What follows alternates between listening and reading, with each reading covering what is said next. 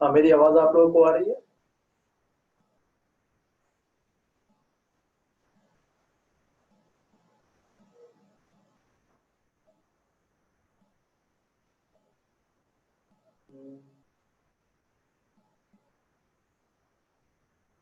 ये चैट कहाँ पे है इसका?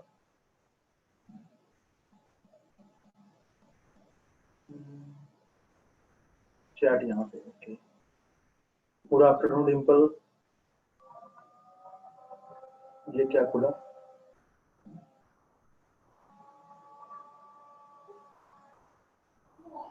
हम्म, चलिए, आपको आप लोग सबको क्लास स्टार्ट करते हैं। रतन, सोनिया, कौशिक, अच्छा, पूजा, डिम्पल, बीना, हाँ ठीक है, सब लगभग आ गए हैं लोग और धीरे धीरे ज्वाइन करेंगे।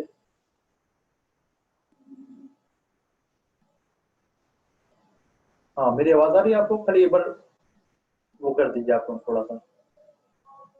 गुड आफ्टरनून रतन। हाँ सर, क्लियर आ रही है तब आवाज। अच्छा, ठीक है। एक, अरे अभी तो म्यूट किया था मैंने सबको। और नहीं हो पाया।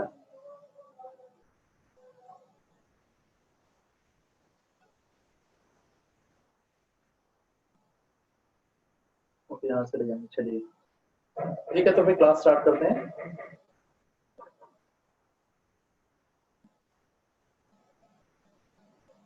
आज का जो टॉपिक है, आधुनिक भारत में हम पढ़ेंगे ब्रिटिश साम्राज्यवादी नीतियां। ठीक है, तो बेसिकली जितने भी गवर्नर जनरल और वॉइस राय आए, ठीक है, उन सभी में इंपॉर्टेंट ये चार लोग ही हैं। एक हेस्टिंग, वेल्जली, ठीक है, डलहौजी और कॉर्नवालिस। ये चार लोग हैं और ये चारों लोगों के बारे में हम पढ़ेंगे थोड़ा सा, क्योंकि इन्होंने व्यापक रूप में अपनी नीतियों को परिवर्तित, चेंजेस किया। इनकी नीतियों की वजह से ब्रिटिश साम्राज्य जो है वो बहुत लंबे समय तक स्थायी रह पाया। ठीक है, तो इसीलिए इनकी चार नीतियों में हम ये दो नीतियों को आज पढ़ेंगे। आज तो पहला सहायक संधि पढ़ लेंगे और कल हम डलहौजी की नीतियां पढ़ेंगे। ठीक है, चलिए। तो पहले जरा सा वेलेस्ली को देख लेते हैं। बहुत सारी किताबों में वेलजली लिखा हुआ है, ठीक है, तो उस पर कंफ्यूज होने की जरूरत नहीं है। वेलेस्ली है, क्योंकि आप जब उसका इंग्लिश अनुवाद देखिएगा तो उसमें लास्ट में LEY है, ठीक है, तो इसीलिए वो ज नहीं होगा, वो स ही होगा। ठीक है, वेलेस्ली। ठीक है, और ये इसका पूरा मैप है। आप इसमें देख लीजिए कि मोटा मोटा मोटी मोटी चीजें देख लीजिए कि निजाम का टेरिटरी कहाँ पे है, मराठा कहाँ तक आ चुके थे। ठीक है,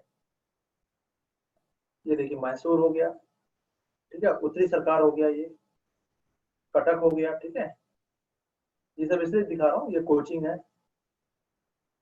ये सब थोड़ा सा आपको, पेशवा यहाँ पूना में बैठ रहा है।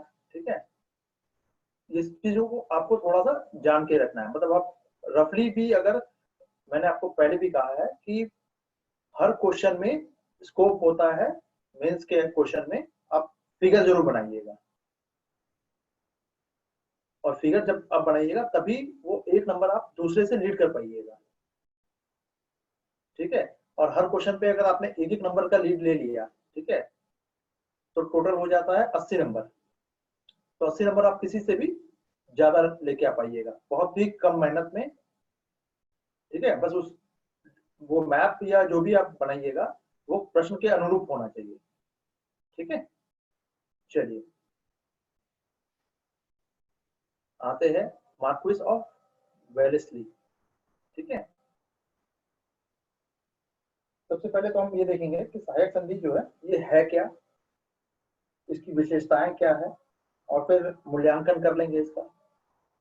ठीक है, कंपनी को आप लोगों ने, मैंने ग्रुप में भी शेयर कर दिया था इससे पहले, तो एक बार आप, उम्मीद कर रहा हूँ कि आप लोगों ने एक बार रीडिंग तो अवश्य इसको कर लिया होगा, एक बार पढ़ तो लिया ही होगा। ठीक है, चलिए तो अभी पहले आते हैं कि भाई ये सहायक संधि क्या था। ठीक है, सहायक संधि मतलब सहायता के लिए, मैंने जैसे कल भी बताया था आप लोगों को, ये सहायता के लिए किया गया संधि था। ठीक है, पहले कॉर्नवालिस आते आते हैं, तो कॉर्नवालिस यानी 1793 में कॉर्नवालिस चले जाते हैं। ठीक है, उसके पश्चात आते हैं sir John Shore. Sir John Shore आते हैं, इनका कार्यकाल टाइम टेन्योर जो है, टेन्योर मीन्स इसका कार्यकाल जो है 93 में खत्म हो गया कॉर्नवालिस का। और उसके बाद एक बार मैं चार्ट भी आप लोगों को गवर्नर जनरल का अलग से बना के दे दूंगा। ठीक है, ताकि आप लोगों को समझने में, कालक्रम समझने में ज्यादा दिक्कत नहीं आएगी। ठीक है, तो ये कॉर्नवालिस के बाद बनते हैं जॉन शोर। और किसी भी दृष्टि से मतलब ये तटस्थता की नीति अपनाते हैं, इसीलिए बहुत इंपॉर्टेंट जॉन शोर का नहीं माना जा सकता। कॉर्नवालिस हो गए, उसके बाद मतलब हेस्टिंग है, फिर कॉर्नवालिस है, कॉर्नवालिस के बाद फिर आ रहे हैं जो वो आ रहे हैं आपका वेल्सली, और फिर आएंगे डलहौजी। ठीक है, तो अभी हम ये जरा सा देख लेते हैं कि कॉर्नवालिस के सामने क्या हुआ। देशी राज्य कॉर्नवालिस के समान ही जॉन शोर ने भी क्या किया था, तटस्थता की नीति अपनाई थी। इसको लेजे फेयर की नीति भी कहते हैं, मतलब कि किसी से कोई मतलब नहीं, सबसे अलग अलग रहना, दुश्मनी किसी से लेना नहीं है। ठीक है, ना दोस्ती ना दुश्मनी। तो ऐसे में क्या हुआ कि देशी राज्य जो थे, बहुत सारे जो देशी राज्य थे, उनको अपनी शक्ति बढ़ाने का अवसर मिल गया। ठीक है, और जब ये अवसर मिलता है तो जाहिर सी बात है कि भाई उसी समय में भारत में कौन बन के आते हैं governor general, Wellesley. Wellesley Marquez of Wellesley Bharat से गवर्नर जनरल बन के आते हैं। ठीक है, और इनके सामने ये था, एक चैलेंज भी था इनके सामने कि कंपनी की राज्य की सीमा विस्तार का इन्होंने कार्यक्रम बनाया। क्यों? क्योंकि कंपनी अब, आप लोगों को पता है, प्लासी का युद्ध हो चुका है, मैसूर का, कर्नाटक का युद्ध हो चुका है, मैसूर का युद्ध हो चुका है, सिख का कुछ युद्ध हो चुका है। ठीक है, फ्रांसीसियों को हरा चुके हैं बहुत जगह पे। तो इसका मतलब कि अब विस्तार के लिए इनके पास पूरे मतलब पूरा मैदान खुला हुआ है। ठीक है, एक जॉन शोर ने कोई नीति अपनाई नहीं कुछ देशी राज्यों के विरुद्ध, और ये देशी राज्य अस्तित्व में थे लेकिन अभी संगठित नहीं थे ये लोग। ठीक है, तो जो सीमा कंपनी के जो राज्य की जो सीमा विस्तार के लिए जो नीति अपनाई गई, उसी को कहा गया सहायक संधि। ठीक है, संधि में समझौता की, अभी समझौते के अंतर्गत क्या था जरा सा वो देख लेंगे हम लोग। ठीक है, चलिए इस वक्त तक सिचुएशन क्या थी उसको जरा सा देख लेते हैं हम लोग पहले, कि वेलेस्ली जब भारत आ रहे हैं, ठीक है, गवर्नर जनरल बनते, तो भारत में वर्तमान स्थिति, उस वक्त तत्कालीन स्थिति क्या थी।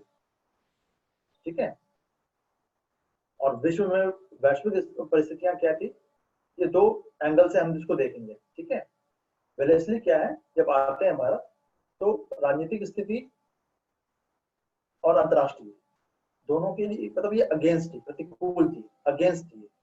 ठीक है, अंग्रेजी राज्य जो है में बंगाल प्लासी का युद्ध 1757 जीता जा चुका है, उसी के अंतर्गत बिहार आ गया, अवध आ गया, उड़ीसा आ गया, उत्तरी सरकार आ गए, मैसूर है, ये सब तो आपको मैंने मैप में दिखा भी दिया कि ये सब जीत चुकी है कंपनी।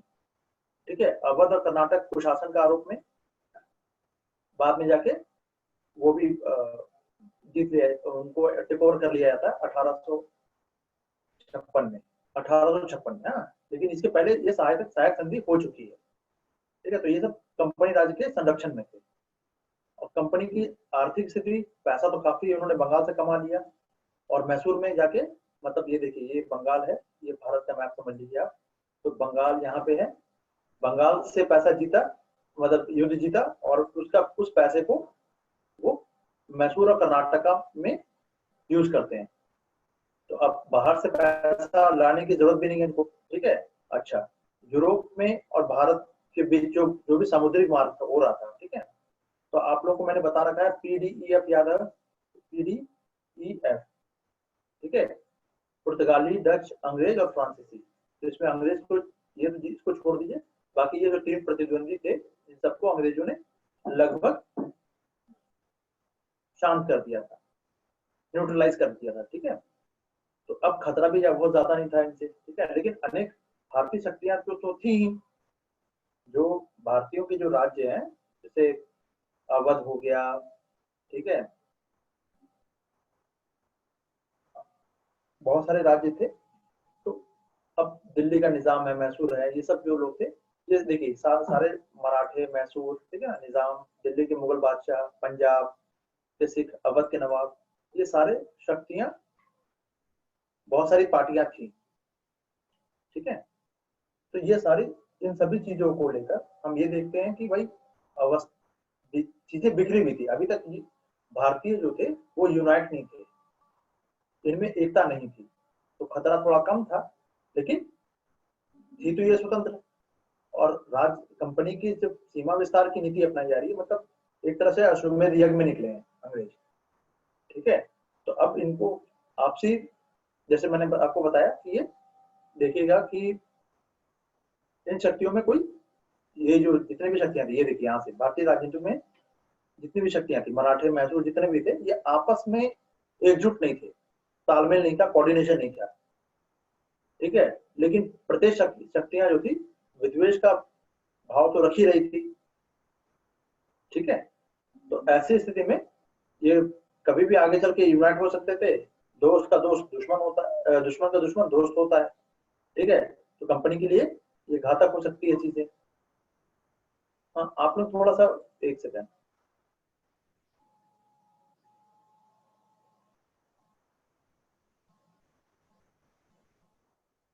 हाँ, ओके, चलिए आप लोग अपना माइक भी म्यूट रखिएगा। हम्म,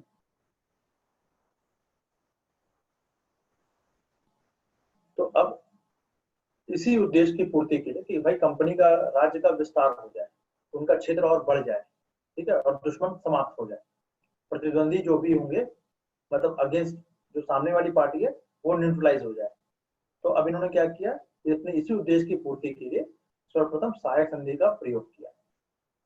सहायक संधि बेसिकली क्या था, ये आप लोगों को पता होगा, मैंने आपको बता रखा है कि ड्यूप्ले सबसे पहले लेके आता है। ठीक है, सहायक संधि की जो का आविष्कार है, बेसिकली अंग्रेजों द्वारा नहीं, फ्रांसीसियों द्वारा किया गया था। ठीक है, उसी को उन्होंने कॉपी कर लिया। ठीक है, तो अब इसी जो टेक्निक है संधि का, इसी संधि का यूज करते हुए देशी राज्यों ने क्या किया, देशी राज्यों में दरवाजे फ्रांसीसियों के लिए बंद कर दिए गए। अभी मैं थोड़ा इसके आगे भी बताऊंगा। ठीक है, पहले इसको देख लेते हैं। तो सहायक संधि में क्या थे, फ्रांसीसियों के लिए दरवाजे बंद हो गए, और इस संधि के प्रावधानों में ये था कि भाई कोई भी देशी राज्य जो है, ठीक है, किससे दोस्ती करना, फ्रांसीसियों से दोस्ती नहीं रखना है, दरबार पे कोई भी यूरोपियन को जगह नहीं देना है, शरण नहीं देना है। ठीक है, तो अब आपकी सोवर्निटी पर, यानी आपकी संप्रभुता, संप्रभुता का मतलब आपसे ऊपर कोई नहीं। ठीक है, और मैं अगर डिक्टेट करने लगूं, जैसे कि रतन क्या खाएंगे ये मैं डिसाइड करूं, तो रतन की स्वतंत्रता बाधित होगी। ठीक है, तो पर्सनल लाइफ जो है वो में इंटरफेयर होगा। तो सोवर्निटी यही होता है संप्रभु कि उसको, उसे कोई आदेश नहीं दे सकता, वो स्वयं को आदेश दे सकता है, लेकिन उसे दूसरा कोई आदेश नहीं दे सकता। तो संप्रभुता में एक सीमा, अपनी सीमा लग गई। ठीक है, एक बाधा आ गई। ठीक है, क्योंकि अंग्रेज अब तय करने लगे कि कौन फ्रांसीसियों को रखेगा या नहीं रखेगा, या उनसे परमिशन लेगा या नहीं लेगा। ठीक है, इसके कुछ प्रावधान थे, वो हम लोग देख लेते हैं।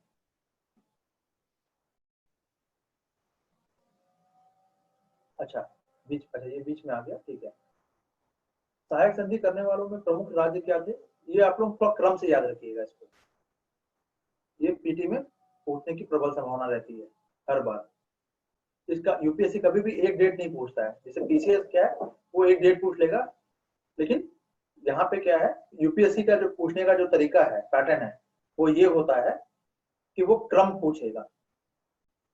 ठीक है, हमेशा याद रखिएगा, वो क्रम में पूछेगा, ताकि आप बीच में कहीं मिस कर जाओ।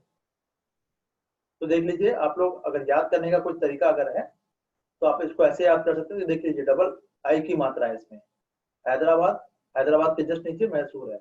आप अगर मैप में भी देखिएगा तो हैदराबाद ऊपर आएगा कर्नाटका के पास में, और मैसूर यहाँ पे आएगा। ठीक है, तो ये हैदराबाद सबसे पहले आएंगे, हैदराबाद के निजाम, फिर मैसूर। ठीक है, क्योंकि मैसूर में मैंने आपको मैसूर युद्ध में पढ़ा रखा है, बता दिया था कि टीपू सुल्तान की मृत्यु हो जाती है 1799 में। ठीक है, और उसके बाद ये टेक ओवर कर लिया जाता है अंग्रेजों द्वारा। तो वहां पे एक 2 साल का या 9 साल का बच्चा जो है एक राजा के रूप में, सिंबॉलिक रूप में, प्रतीकात्मक रूप में उसे बैठा दिया जाता है। ठीक है, उसके बाद अवध के नवाब देखिए, अवध आ गया, फिर पेशवा बाजीराव, यानी अब ये जो चारों हैं ये मराठा से संधि हो रही है। तो कंफ्यूजन थोड़ा सा यहाँ पे लोगों को होता है, यहाँ तक तो चीजें आराम से हो जाएंगी। थोड़ा सा 3 2 3 4 5 होलकर लास्ट में है। ठीक है, तो आप लोग अगर पेशवा पेशवा भोसले सिंधिया होलकर, अगर आप ऐसे भी याद कर लेते हैं इसको एक क्रम में, तो ऊपर वाला तो ऑटोमेटिक याद हो गया।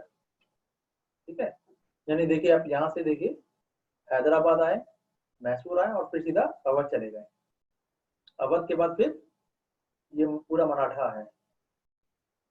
ठीक है, तरीका ये याद करने का, ऐसे दो तीन दो तीन पॉइंट को आप,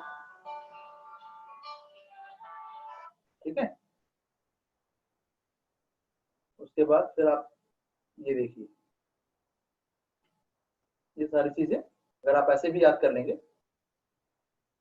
ये आपका हो गया हैदराबाद, मैसूर, अवध, और ये पूरा मराठा।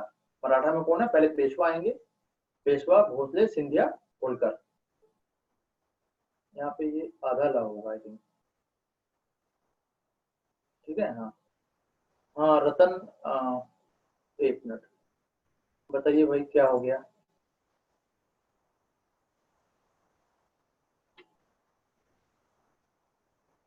हाँ रतन बताएं, कुछ किसी का आया आंसर। सिख संधि, सहायक संधि से इनको फायदा क्या हुआ। हाँ हाँ मैं ये सारा चीज बताऊंगा, सोनिया आप एकदम निश्चिंत रहिए, हर चीज बताऊंगा।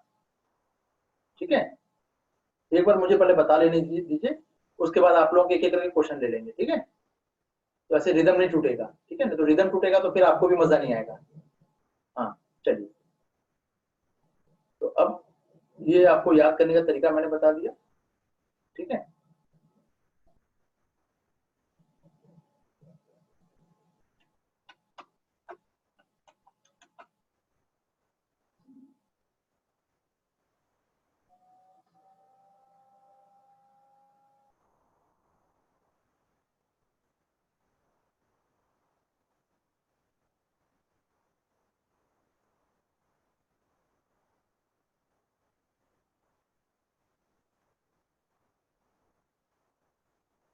ये क्या हो रहा है भाई, ये तो थोड़ा सा अजीब सा हो गया।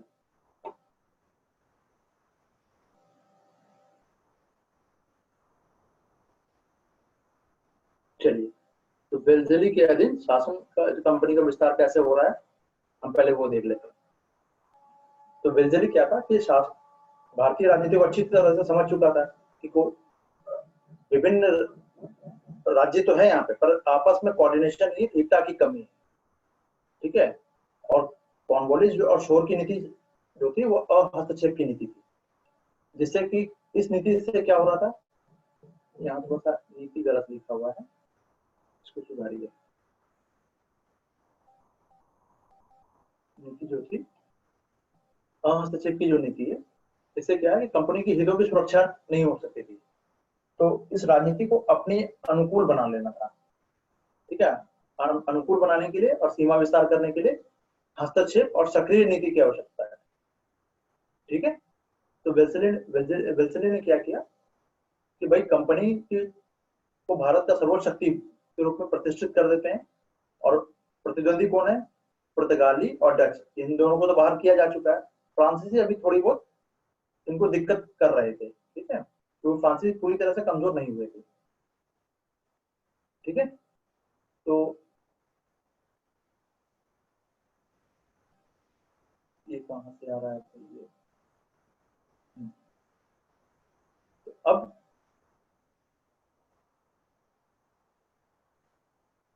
मुख्य इनका प्राइम टारगेट क्या था कि भाई अपने आप को सर्वश्रेष्ठ मतलब सबसे शक्तिशाली बना देना, ठीक है, और अपने सामने वाले पार्टी को कमजोर कर देना। ये फ्रांसीसी थे विदेशों में, विदेशी शक्तियों में, ठीक है। और इसी उद्देश्य की प्राप्ति के लिए उन्होंने क्या किया, जो शत्रु राज्य कुछ तो दो अंडर में थे ही, वो कुछ शत्रु राज्य थे उनसे युद्ध कर दिया, जबरदस्ती उनको बाय फोर्सली सहायक संधि स्वीकार करने के लिए बाध्य किया।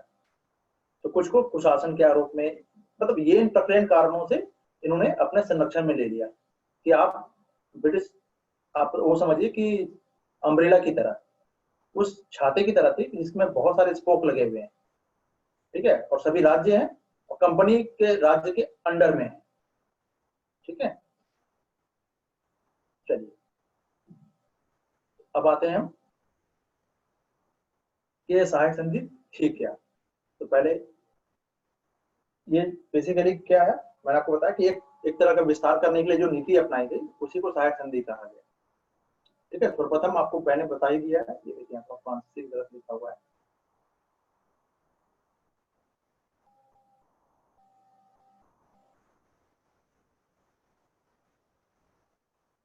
ये क्या है, बेसिकली क्या था, कंपनी विस्तार के लिए सरल, बहुत ही एकदम आसानी से चीजें बन जाए, उनके लिए काम बन जाए, इस प्रकार की संधि करने की बात कर रहे थे वो, ठीक है।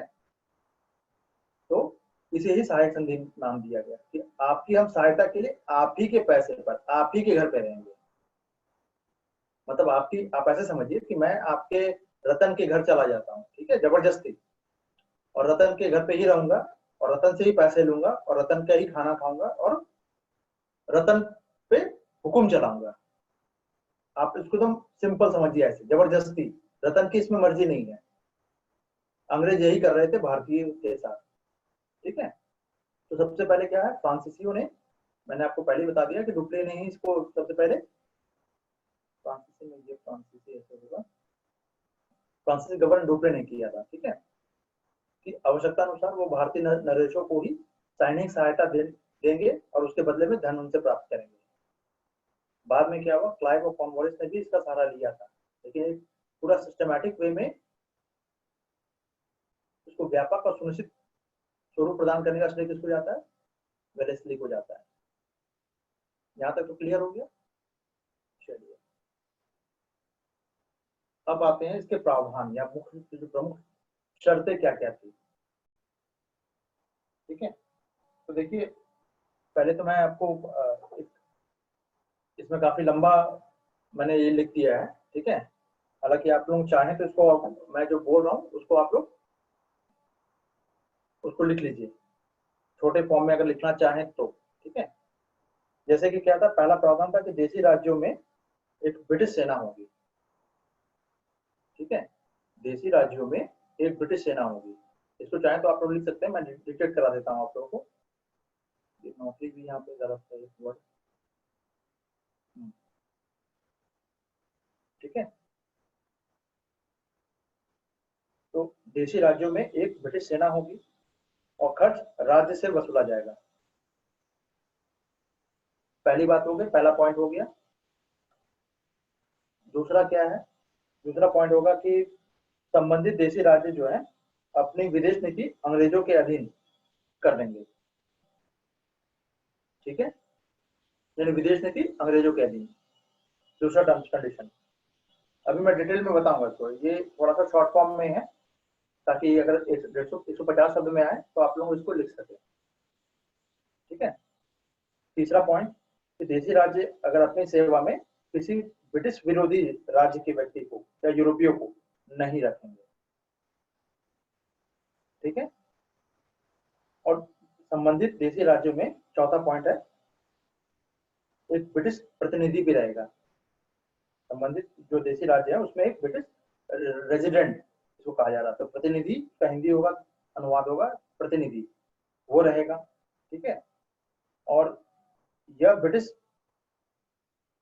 संबंधित देशी राज्य के आंतरिक मामलों में हस्तक्षेप नहीं करेगी। आप अपने इंटरनल मैटर में क्या कर रहे हैं नहीं कर रहे हैं, उससे उसको ब्रिटिश को मतलब नहीं है, अंग्रेजों को मतलब नहीं है, लेकिन आप दोस्ती किससे रखिएगा नहीं रखिएगा ये वो तय करेंगे, यानी विदेश नीति वो तय करने वाले हैं।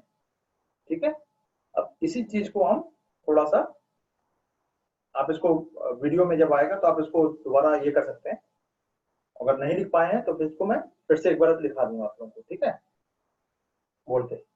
तो अब थोड़ा सा इसको अब हम डिटेल में जान लेते हैं। तो सहायक संधि जो है, स्वीकार करने वाला देशी राज्य जो है अपनी विदेश नीति कंपनी को सुपुर्द कर देगा। वह बिना कंपनी की अनुमति के किसी भी राज्य के साथ युद्ध, संधि या मैत्री नहीं कर सकेगा। तो एक शब्द में आ गया, यहाँ पे देख लीजिए विदेश नीति। तो अगर आप लोगों को अगर पॉइंट फॉर्म में अगर नोट्स को बना लेना है तो आप लोग पहले लिख दिए सहायक संधि में विदेश नीति तय कर कौन करेंगे, अंग्रेज करेंगे। ठीक है, दूसरा है देशी राज्य कंपनी की स्वीकृति के बिना किसी को भी अपने, अंग्रेज के जो शत्रु राज्य होंगे उनको अपने यहाँ शरण देंगे या नौकरी या फिर कुछ भी, कोई संबंध नहीं रखना है उनको। तो शत्रु राज्य के व्यक्ति को आश्रय नहीं देंगे, बात खत्म हो गई, अंग्रेजों के शत्रु।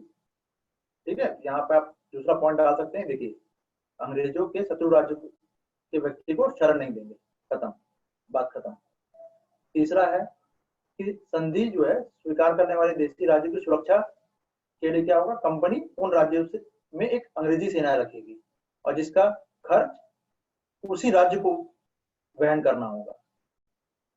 तो सेना का खर्च के लिए वार्षिक रूप से धनराशि ली जाएगी, या फिर अगर आपके पास पैसे नहीं है उस राज्य के पास तो उनका इलाका ले लिया जाएगा, जहां से वो राजस्व आता है, रेवेन्यू जो कलेक्शन जो है वो ले लेंगे वो। क्लियर है, तीन पॉइंट। चलिए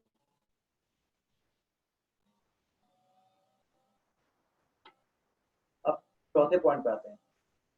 देशी रियासतों को क्या है, अपने दरबार में एक अंग्रेज रेजिडेंट मतलब कि प्रतिनिधि रखना होगा और उसी के परामर्श अनुसार, परामर्श के अनुसार क्या होगा, रियासत का शासन प्रबंध करेगी।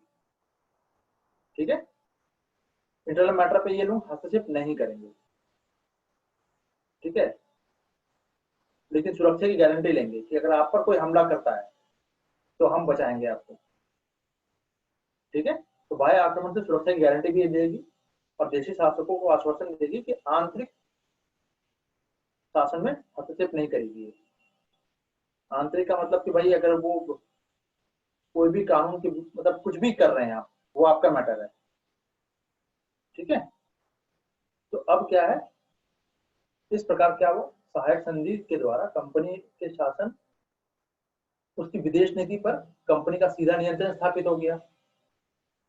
ठीक है, और जो ये जो साम्राज्यवादी जो पिपासा थी, मतलब पिपासा मीन्स भूख, रक्त का पिपासा, पिपासा उसको कहा जाता है बहुत ही निकृष्ट लोगों का को कहा जाता है, एक प्रवृत्ति है। ठीक है, मतलब आप नेचर समझ लीजिए कि भाई खून का प्यासा, समझ रहे हैं ना। तो आप समाज साम्राज्यवादी मतलब अपना साम्राज्य फैलाने की जो भूख है, तड़प है, ये अंग्रेजों को थी, उसको शांत करने का यह अचूक अस्त्र बन गई। ठीक है, बिना किसी विशेष परिश्रम के और जोखिम के ही, ना उसमें कोई बहुत ज्यादा जोखिम है, ना कोई उनको बहुत मेहनत करने की जरूरत पड़ी। ठीक है, वेलेस्ली ने क्या किया, इस संधि के द्वारा अनेक राज्यों को कंपनी का हितैषी बना डाला। ठीक है, चलिए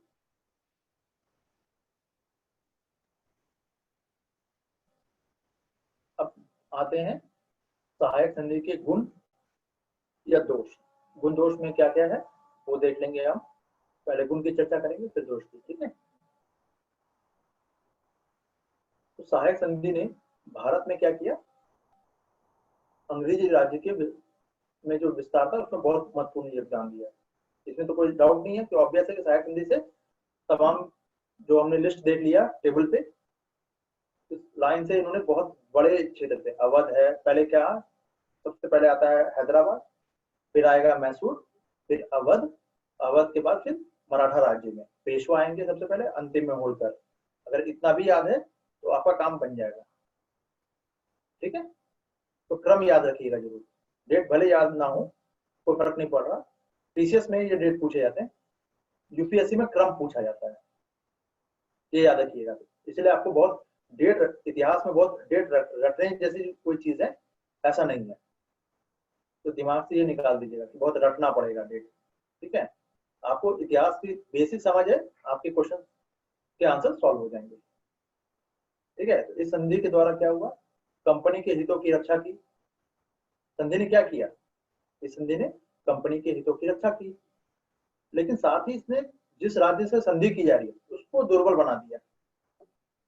अब और उस प्रति वर्ष जो टैक्स लेंगे, यानी जो टैक्स बोल रहे हैं, सेना रखने के लिए जो खर्चा आएगा, ठीक है, अब 2 लाख की फौज हम रतन के यहाँ रख देते हैं तो रतन को तो खिलाने में ही जान निकल जाएगी, तो रतन कमजोर हो जाएगा।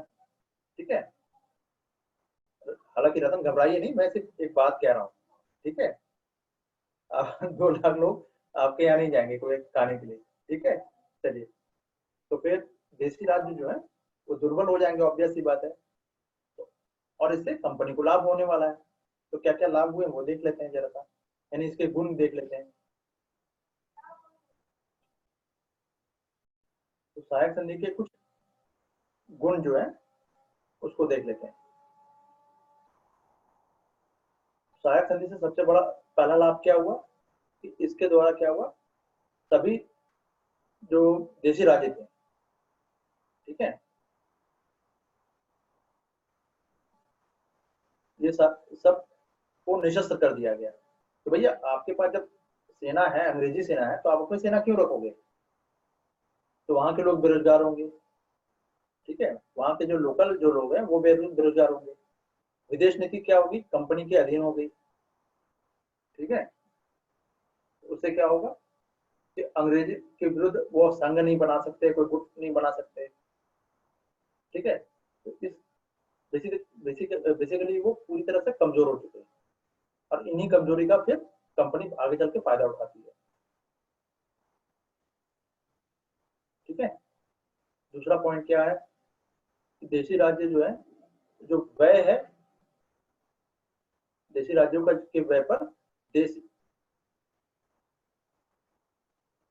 देशी राज्य में ही, मतलब आपके खर्चों पर, आप ही की जगह जमीन पर, देशी राज्यों के व्यय पे मैंने खर्च पे देशी राज्यों में ही एक विशाल सेना का संगठन कर दिया गया। सिद्धांतता या क्या थी, सेना देशी राज्यों की सुरक्षा के लिए थी, परंतु व्यवहार में क्या था, इसका उपयोग कंपनी के शत्रु और देशी राज्यों के को नष्ट करने में किया गया। समझ रहे हैं कि कूटनीति कैसे रची गई। ठीक है, तो कंपनी को अपने सेना रखने के लिए कुछ पैसे की जरूरत ही नहीं पड़ी, क्योंकि वो तो, अगर मैंने कहा ना, जैसे अभी रतन का एग्जांपल लिया कि रतन के घर मैं चला गया तो मुझे तो खुद खाने पर खर्च करना ही नहीं है, वो तो रतन करेगा। ठीक है, तो अब ये सारा कंपनी का जो सेना का जो संगठन जो खर्च है वो अब देशी राज्य उठा रहे हैं, और देशी राज्य के खर्चों पे ही अंग्रेजों की विश्वास पात्र सेना तैयार हो रही है। ठीक है, देशी राज्यों में, यहाँ में नहीं होगा, यहाँ में होगा। ठीक है, देशी राज्यों में सेना रखने की व्यवस्था का एक लाभदायक परिणाम था। ठीक है, कि राजनीतिक सीमाओं से भी आगे बढ़ गई। ये जो कंपनी के जो सैनिक है जो केवल सुरक्षा के लिए है, तो जाहिर सी बात है कि हर स्टेट में अपना अपना सैनिक रख देंगे, तो क्या होगा, तो कब्जा तो हो ही गया ना प्रत्यक्ष रूप से, डायरेक्ट रूप से नहीं हुआ, इनडायरेक्ट रूप से तो हो ही गया, क्योंकि राजा अगर आप कंपनी की बात नहीं मानेगा तो सेना किसकी है, उसकी अपनी सेना तो रही नहीं गई, तो वो सेना जाहिर सी बात है कि अंग्रेजों की होगी, तो बात तो माननी पड़ेगी। ठीक है, अच्छा, ये तो हुए 2 चीजें। तीसरा पॉइंट क्या है कि वेलेस्ली ने क्या किया, फ्रांसीसी जो प्रभाव है उसको बढ़ने से रोक दिया इन्होंने, फ्रांसीसियों के प्रभाव को बढ़ने से रोक दिया। जब देशी शासकों पर यह रोक लगा दी गई कि वो किसी भी यूरोपियों को नौकरी नहीं देंगे, रख नहीं सकते, दोस्ती कर नहीं सकते। ठीक है, तो इस तरह से क्या हुआ, फ्रांसीसी रेस से बाहर हो गए। फ्रांसीसी जो है वो रेस से बाहर हो गए, और उनको राजनीतिक रूप से संन्यास लेना पड़ गया, कि जब कोई भी सहायता उनसे लेगा ही नहीं तो क्या करेंगे, लास्ट मोमेंट रहेगा कि उनको लड़ना पड़ेगा, और लड़ने के लिए कि आप हमसे कोई जबरदस्ती तो है नहीं कि आपको दोस्ती रखनी ही है। ठीक है, तो उसको एक तरह से किनारा कर दिया गया। ठीक है, चलिए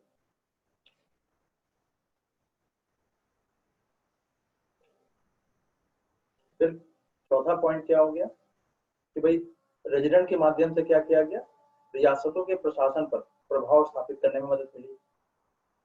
भाई अंग्रेज आपके दरबार में, आपके घर पे बैठ के कोई भी कार्रवाई होगी तो आप, वो तो रेजिडेंट तो देख लेगा ना, क्योंकि दरबार में उसकी भी एक सीट है, तो जो भी दैनिक जो कार्य हो रहा है उस पर नजर रखेगा वो। ठीक है, तो आपसे विवादों में क्या करेंगे कि किसी और से अगर आपका विवाद हो रहा है तो बिचौलियों की भूमिका निभाएंगे, तो उसके लिए भी एक स्टेटस मिलेगा उनको, उनका कद बढ़ेगा, प्लस विवाद को सुलझाने के लिए कुछ रकम ले लेंगे फिर से। ठीक है, फिर नेक्स्ट पॉइंट देखते हैं। और सबसे बड़ी उपलब्धि क्या थी सहायक संधि की, कि कंपनी के विरुद्ध बढ़ते हुए विद्वेष और शत्रुता की भावना को नियंत्रित करने में, कंट्रोल करने में इन्होंने सफलता पाई। तो सफलता कैसे पाई, जाहिर सी बात है कि सभी लोग जितने भी थे देशी राज्य, सब लोग तो दुश्मनी रख रहे थे अंग्रेज से, लेकिन जब सेना बैठवा लिया अपने अपने ही क्षेत्र में, अंग्रेजी सेना को ला बैठाया, तो क्या होगा भाई, आप सेना उसकी है तो लड़ तो सकते नहीं हम। ठीक है, तो देशी राज्यों ने क्या किया, संरक्षण को स्वीकार किया और संतुष्ट हो गए। तो अप्रत्यक्ष रूप से क्या हुआ, युद्ध को त्याग दिया गया, विस्तारवादी योजनाएं त्याग दी गई, कर्नाटक, मैसूर और आपस में जो सब लोग लड़ रहे थे उस पर लगाम लगा।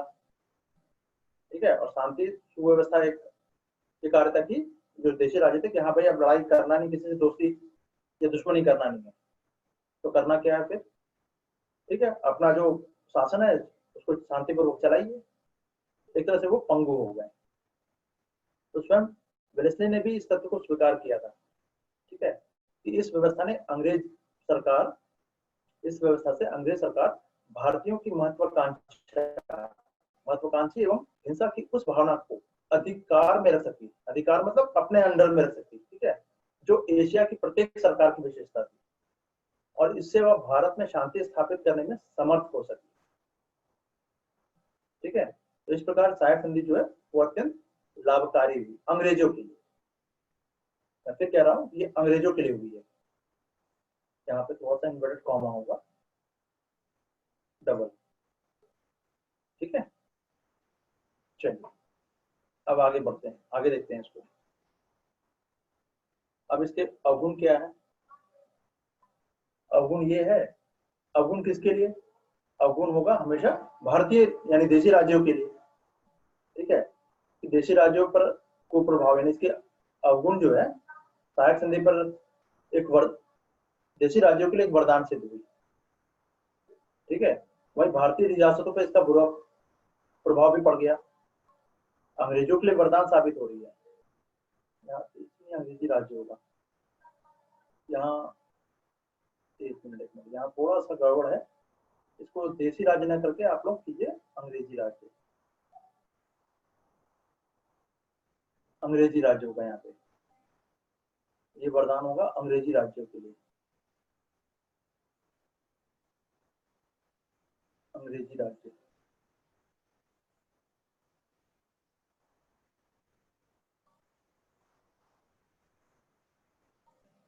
ठीक है, तो अंग्रेजी राज्य के लिए ये तो बहुत इनके लिए अच्छा हुआ, लेकिन भारतीय रियासतों पर इसका बुरा प्रभाव पड़ गया। इनकी क्या हुई, राज्यों की स्वतंत्रता समाप्त कर दी गई, पहला। ठीक है, और कंपनी पर पूर्णतः आश्रित रहने के लिए बाध्य किया गया, उनको फोर्सफुली किया गया। ठीक है, देशी रियासतों को जो निशस्त्रीकरण की जो डिसआर्मामेंट कहते हैं इसको इंग्लिश में, निशस्त्रीकरण, अपनी सेना को नहीं रखेंगे, गोला बारूद इकट्ठा नहीं करेंगे, तो फिर क्या होगा, विदेश नीति किससे दोस्ती करनी है कि या नहीं रखनी है, दुश्मनी और दोस्ती रखनी है ये तय करेंगे अंग्रेज। तो विदेश नीति भी चौपट हो गई भारतीय रियासतों की। सबोनिटी, सोबोनिटी का मतलब हुआ संप्रभुता, वो भी खत्म। ठीक है, अब वो किसी भी राज्य से कंपनी की सहमति के बिना युद्ध भी नहीं कर पाएंगे। ठीक है, ना मैत्री, मंत्री नहीं, मैत्री, मैत्री या संधि नहीं कर सकते थे ये। ठीक है, तो इस प्रकार क्या हुआ, देशी रियासतों के शासक नाम मात्र के शासक रह गए। और उनकी सार्वभौम शक्ति जो है वो समाप्त हो गई। ठीक है, राज्यों के आंतरिक मामलों में देशी नरेशों की स्वतंत्रता समाप्त हो गई। आंतरिक में मामलों में कैसे कि भाई रेजिडेंट बैठा हुआ है, उन्हीं के इशारों पे चलना है।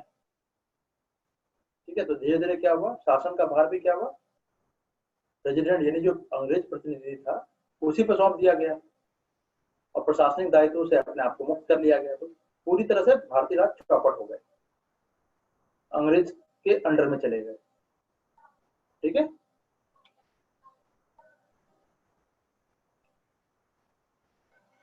अब सहायक संधि से क्या होता है,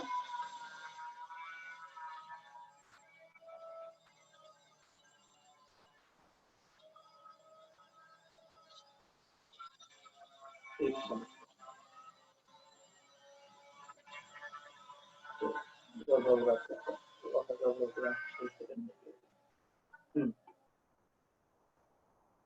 सहायक संधि से क्या हुआ, देशी राज्यों की अर्थव्यवस्था पर भी बोझ पड़ गया। सेना का बोझ कौन उठाएगा, सेना का बोझ उठाएगा देशी राज्य, और ये उनकी डिमांड पूरी करते करते दम निकल जाएगा। तो भाई जिसके यहाँ आप ऐसे भी समझ लीजिए कि अगर कोई सामने वाली पार्टी के यहाँ खाना खाने जाता है तो कहते हैं ना कि 2 दिन पहले भूखा रहता है वो, ताकि दबा के खा सके। ठीक है, तो जो खिला रहा मेजबान जो होगा उसका दम निकल जाएगा। तो अंग्रेजी सेना को पालते पालते देशी राज्यों का दम निकल गया। ठीक है, और अगर पैसा आप नहीं दे रहे हैं तो क्या होगा, नगद अगर कैश पेमेंट नहीं हो रहा है तो क्या होगा, आप उनको अपनी भूमि का जो लगान होता है वो वसूलने का अधिकार दे दीजिए। अब जब भूमि का अधिकार जो लगान वसूलने का अधिकार देंगे तो लगान भी तो वही तय करेंगे ना, और फिर खेती हो या ना हो। ठीक है, राजा जैसे अपनी प्रजा से प्यार करता था उस वक्त, तो भाई वो लगान कुछ माफ कर सकता था। लेकिन यहाँ क्या था, अंग्रेजों को कोई भी इससे मतलब इमोशनली अटैच तो थे नहीं। राजा और प्रजा के बीच में कहीं ना कहीं इमोशनल फैक्टर तो काम करता ही है, लेकिन ये तो दूर देश से आए हुए हैं तो इमोशनली अटैच नहीं है। तो बहुत बुरी तरह से फिर ये लगान वसूलेंगे। एक पिक्चर भी आई थी लगान, अगर आप लोगों ने देखी हो तो, आमिर खान की एक मूवी थी, अच्छी मूवी थी। ठीक है, तो वो लगान भी अंग्रेज वसूलेंगे, लगाएंगे भी वही और वसूलेंगे भी वही। तो उससे क्या होगा, ठीक है, उससे होगा ये कि बस सारे पैसे अंग्रेज के पास जा रहे हैं और राज्य का जो खजाना है वो खाली होता चला जा रहा है। तो उनके प्रभाव में भी कमी आती चली जाएगी। आप लोगों ने अगर उस फिल्म की कहानी अगर किसी ने देखी होगी तो आप लोगों को पता होगा कि वो राजा भी बैठता है उस मैच को देखने के लिए, एक क्रिकेट मैच को देखने के लिए। ठीक है, और अंग्रेज भी बैठते हैं। ठीक है, तो वहां पे क्या है, लगान 3 गुना, मतलब राजा के को पता है कि भैया लगान 3 गुना नहीं दिया जा सकता, लेकिन वो कुछ कर नहीं सकता। क्यों, क्योंकि निर्धारण कौन कर रहे हैं लगान का, अंग्रेज। वसूल कौन करेंगे, अंग्रेज। ठीक है, चलिए अब आते हैं आंतरिक और बाह्य सुरक्षा की जो गारंटी जो देशी राज्यों को प्राप्त थी, वो कंपनी के समर्थक और सहायक बन गए। अगर मैं आपको कहूं कि मैं आपकी सुरक्षा की गारंटी लेता हूं तो आप तो मेरे समर्थक ही बनोगे ना, सहायक बनोगे मेरे। तो लेकिन उससे हुआ क्या कि राष्ट्रीयता और आत्मगौरव की भावना ये हो गई समाप्त। ठीक है, तो जब हमें ना किसी से लड़ना है, ना हम अवेयर है कि कोई हम पर हमला भी नहीं करेगा, करेगा तो अंग्रेज देख लेंगे, तो राजा क्या करेंगे, भोग विलास में चले जाएंगे। प्रजा पर अत्याचार ऑब्वियस है, 3 गुना लगान तो बढ़ गया। ठीक है, तो राज्यों की सेना भंग कर दी गई, जिसके कारण क्या हुआ, बचे हुए जो सैनिक थे, बस्ती नहीं है, बचे हुए सैनिक हो गए। यहाँ पे थोड़ा सा इधर तो रह ही जा रहा है यहाँ पे, जिसके कारण क्या हुई, सेनाएं भंग कर दी गई, जिसके कारण क्या हुआ, सैनिक असामाजिक और आपराधिक गतिविधियों में भाग लेकर चारों तरफ अव्यवस्था और अशांति में वृद्धि करने लगे। अब सेना को जॉब से निकाल दिया जाएगा तो सेना जो सैनिक होगा वो क्या करेगा, उसको तो लड़ना और मतलब मारकाट के अलावा उसको क्या पता है। ठीक है, तो ये भी एक समस्या है, ये अभी भी रही है कि कोई भी सेना को अगर कम करने जाते हैं तो फिर क्योंकि हार्ड कोर उसको ट्रेनिंग दी गई है, उसे मरना या मारना आता है, ठीक है, दूसरा काम तो कर नहीं सकता वो, तो फिर क्या करेगा वो, ठीक है। अब एक एज के बाद रिटायरमेंट होता है यहाँ पे, लेकिन अगर उसको पहले ही निकाल दिया जाए बिना बात के, बिना कारण के, तो असंतोष तो फैलेगा ही। असंतोष फैलेगा तो जाहिर सी बात है कि आपराधिक गतिविधियों में भाग लेंगे वो, और इससे क्या होगा, सामाजिक अव्यवस्था और अराजकता की स्थिति पैदा हो जाएगी। तो इस प्रकार क्या हुआ कि सहायक संधि जो, जहाँ ब्रिटिशों की, ब्रिटिश हित की जो सुरक्षा हुई, उनको सेफ पैसेज मिल गया, तो सुरक्षित उनके हित हो गए, तो वहीं देशी राज्यों और उनकी प्रजा ने इसके दुष्परिणामों को भोगा। ठीक है,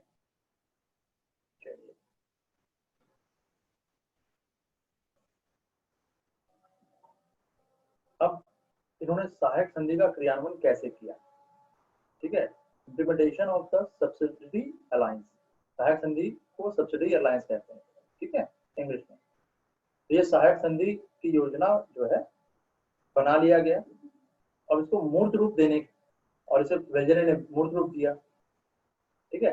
कंपनी की सीमा का विस्तार भी हो गया, कुछ राज्यों ने तो स्वतः इसको स्वीकार कर लिया, और कुछ ने युद्ध किया, उसके बाद उसको स्वीकार किया,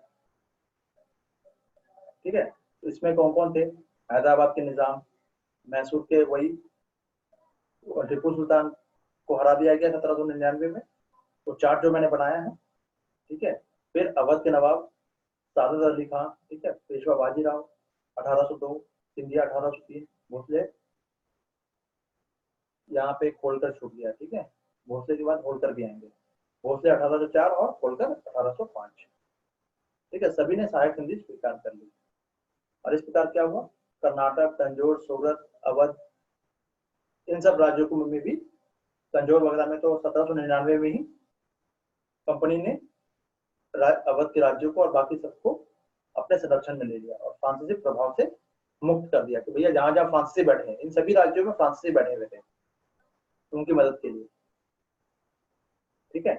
तो इसको समाप्त कर दिया गया, और आगरा और दिल्ली पर क्या हुआ, अंग्रेजों द्वारा अधिकार कर लेने की संभावना भी समाप्त हो गई, कि भैया कोई दिल्ली और आगरा पे, दिल्ली और आगरा क्या था, बेसिकली आगरा राजधानी थी, ठीक है। तो इन सभी चीजों को पर ये करने की संभावना भी समाप्त हो गई। आप लोगों के क्वेश्चन बढ़ते जा रहे हैं, क्या बात है। हाँ, क्या है क्वेश्चन, आप लोगों का जरा देख लूं।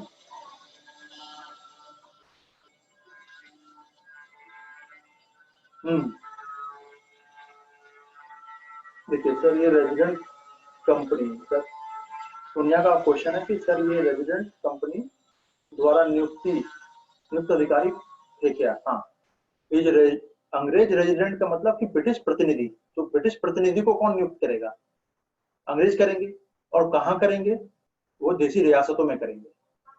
मतलब आपने अपना एक व्यक्ति दूसरे के घर में, ठीक है, रख दिया है, कि उनके घर में कोई भी कहानी हो तो आपको पता चल जाए, ठीक है। हाँ, अब क्लियर है।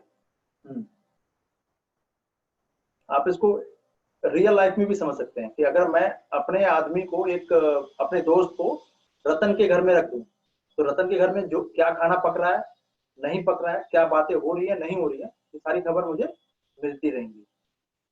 ये इस तरह की बात समझिए आप। रेजिडेंट रखने का मतलब नजर रखना था, ताकि कोई किसी से संधि तो नहीं कर रहा, कोई किसी से हमारे खिलाफ कोई षड्यंत्र तो नहीं रच रहा, या फिर कोई युद्ध की तैयारी तो नहीं हो रही। ये सारी चीजों पर नजर भी रखी जा सकती है आराम से, ठीक है। इसलिए एक अंग्रेज रेजिडेंट, अंग्रेज जो है वो रखेंगे वहां पे देशी रियासतों में, ठीक है। यहाँ तक किसी को कोई दिक्कत है तो बताइए, नहीं तो फिर हम आगे बढ़ेंगे। अभी मैं आप लोगों के क्वेश्चंस को ले लेता हूँ, ठीक है। हाँ बताइए, किसी का और कोई क्वेश्चन है इसमें।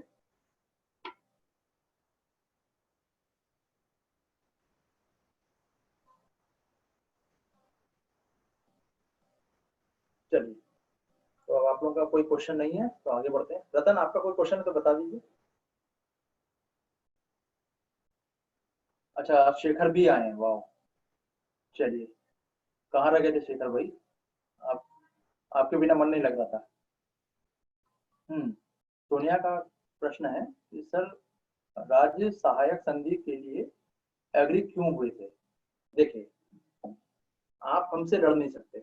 मैं एक देशी, आप चलिए, सोनिया है अंग्रेज, ठीक है, और मैं हूँ देशी रियासत।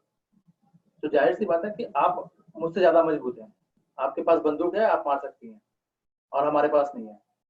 तो जाहिर सी बात है कि मैं कहूंगा यार दोस्ती कर लेते हैं, ताकि मैं मेरी जान बच सके। ठीक है।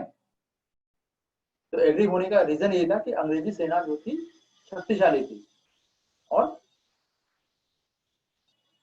हम जो देशी रियासतें थी, जो जो थी, उन उनमें आपस में यूनिटी नहीं थी।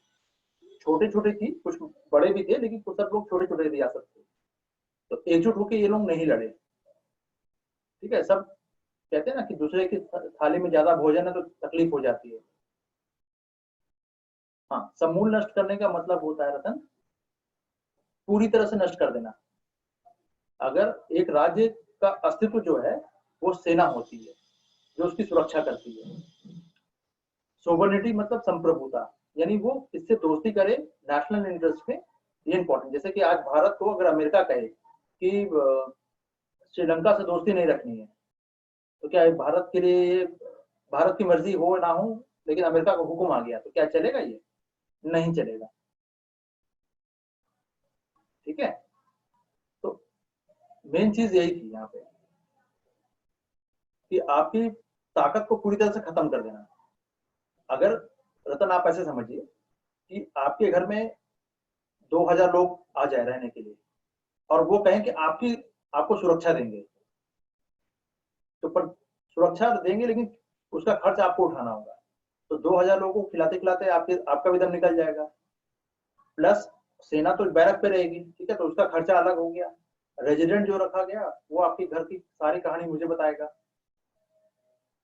तो आपकी सैन्य शक्ति, जब आपने 2000 लोग बाहर से बुलवा के रख लिया, तो अपनी सुरक्षा का प्रबंध तो आप खुद करोगे नहीं। सर, छोटी छोटी चीजों चीजों छोटी छोटी चीजों ने अंग्रेजी शक्ति को भारत में पावरफुल बना दिया। बिल्कुल बिल्कुल, आप कह सकते हैं। छोटी छोटी चीजें यही थी, जैसे हर आदमी को लगता है कि कोरोना उसको नहीं होगा, और वो बाहर निकल जा रहा है। तो क्या हो रहा है? कोरोना फैल रहा है। अगर पहले ही लॉकडाउन में सब लोग समझ गए होते, तो आज ये दिन देखना नहीं पड़ता हम लोगों को। लॉकडाउन का 4.0 हमें देखने को नहीं मिलता है।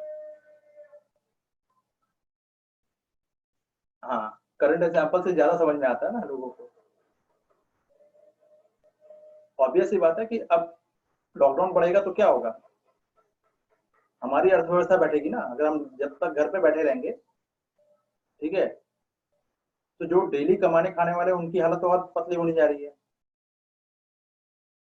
अब ये तो अलग विषय होगा कि 20 लाख करोड़ रुपया का एक गरीब मजदूर पर क्या इसका इफेक्ट पड़ेगा, ये देखने की बात होगी। लेकिन सैद्धांतिक रूप से तो बहुत चीजें बहुत अच्छी लग रही है देखने में। ठीक है। चलिए, हाँ, हिस्ट्री को देखिए, इतिहास को हमेशा करंट से रिलेट करके पढ़िए, मजा आएगा। और आपने अगर इसका एक दो उदाहरण अगर सटीक आपका बैठ जाता है, तो मार्क्स, दूसरों से ज्यादा मार्क्स आएंगे आपको यूपीएससी में। पीसीएस में मैं दावा नहीं करता, लेकिन यूपीएससी में 100% आएगा आपको, क्योंकि मैं ऐसा ही करता था। ठीक है। तो मुझे तो मार्क्स मिले हैं। ठीक है। करंट से चीज को जितना रिलेट करके दिखाइएगा, ठीक है, आंसर आपका उतना खूबसूरत होने वाला है। ठीक है। चलिए, और किसी का कोई सवाल?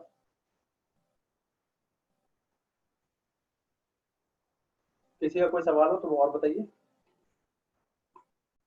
नहीं तो हम आगे बढ़ेंगे फिर।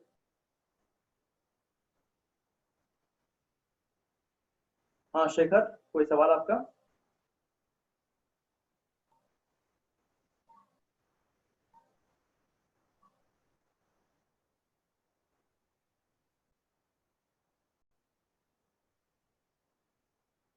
शेखर, शेखर है क्लास में?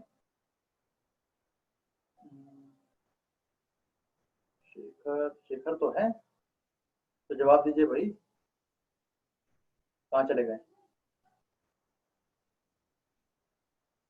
चलिए, तो किसी का सवाल नहीं तो आगे बढ़ते हैं, ठीक है।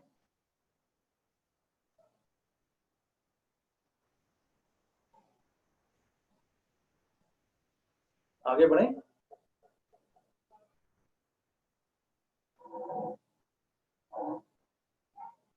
चलिए,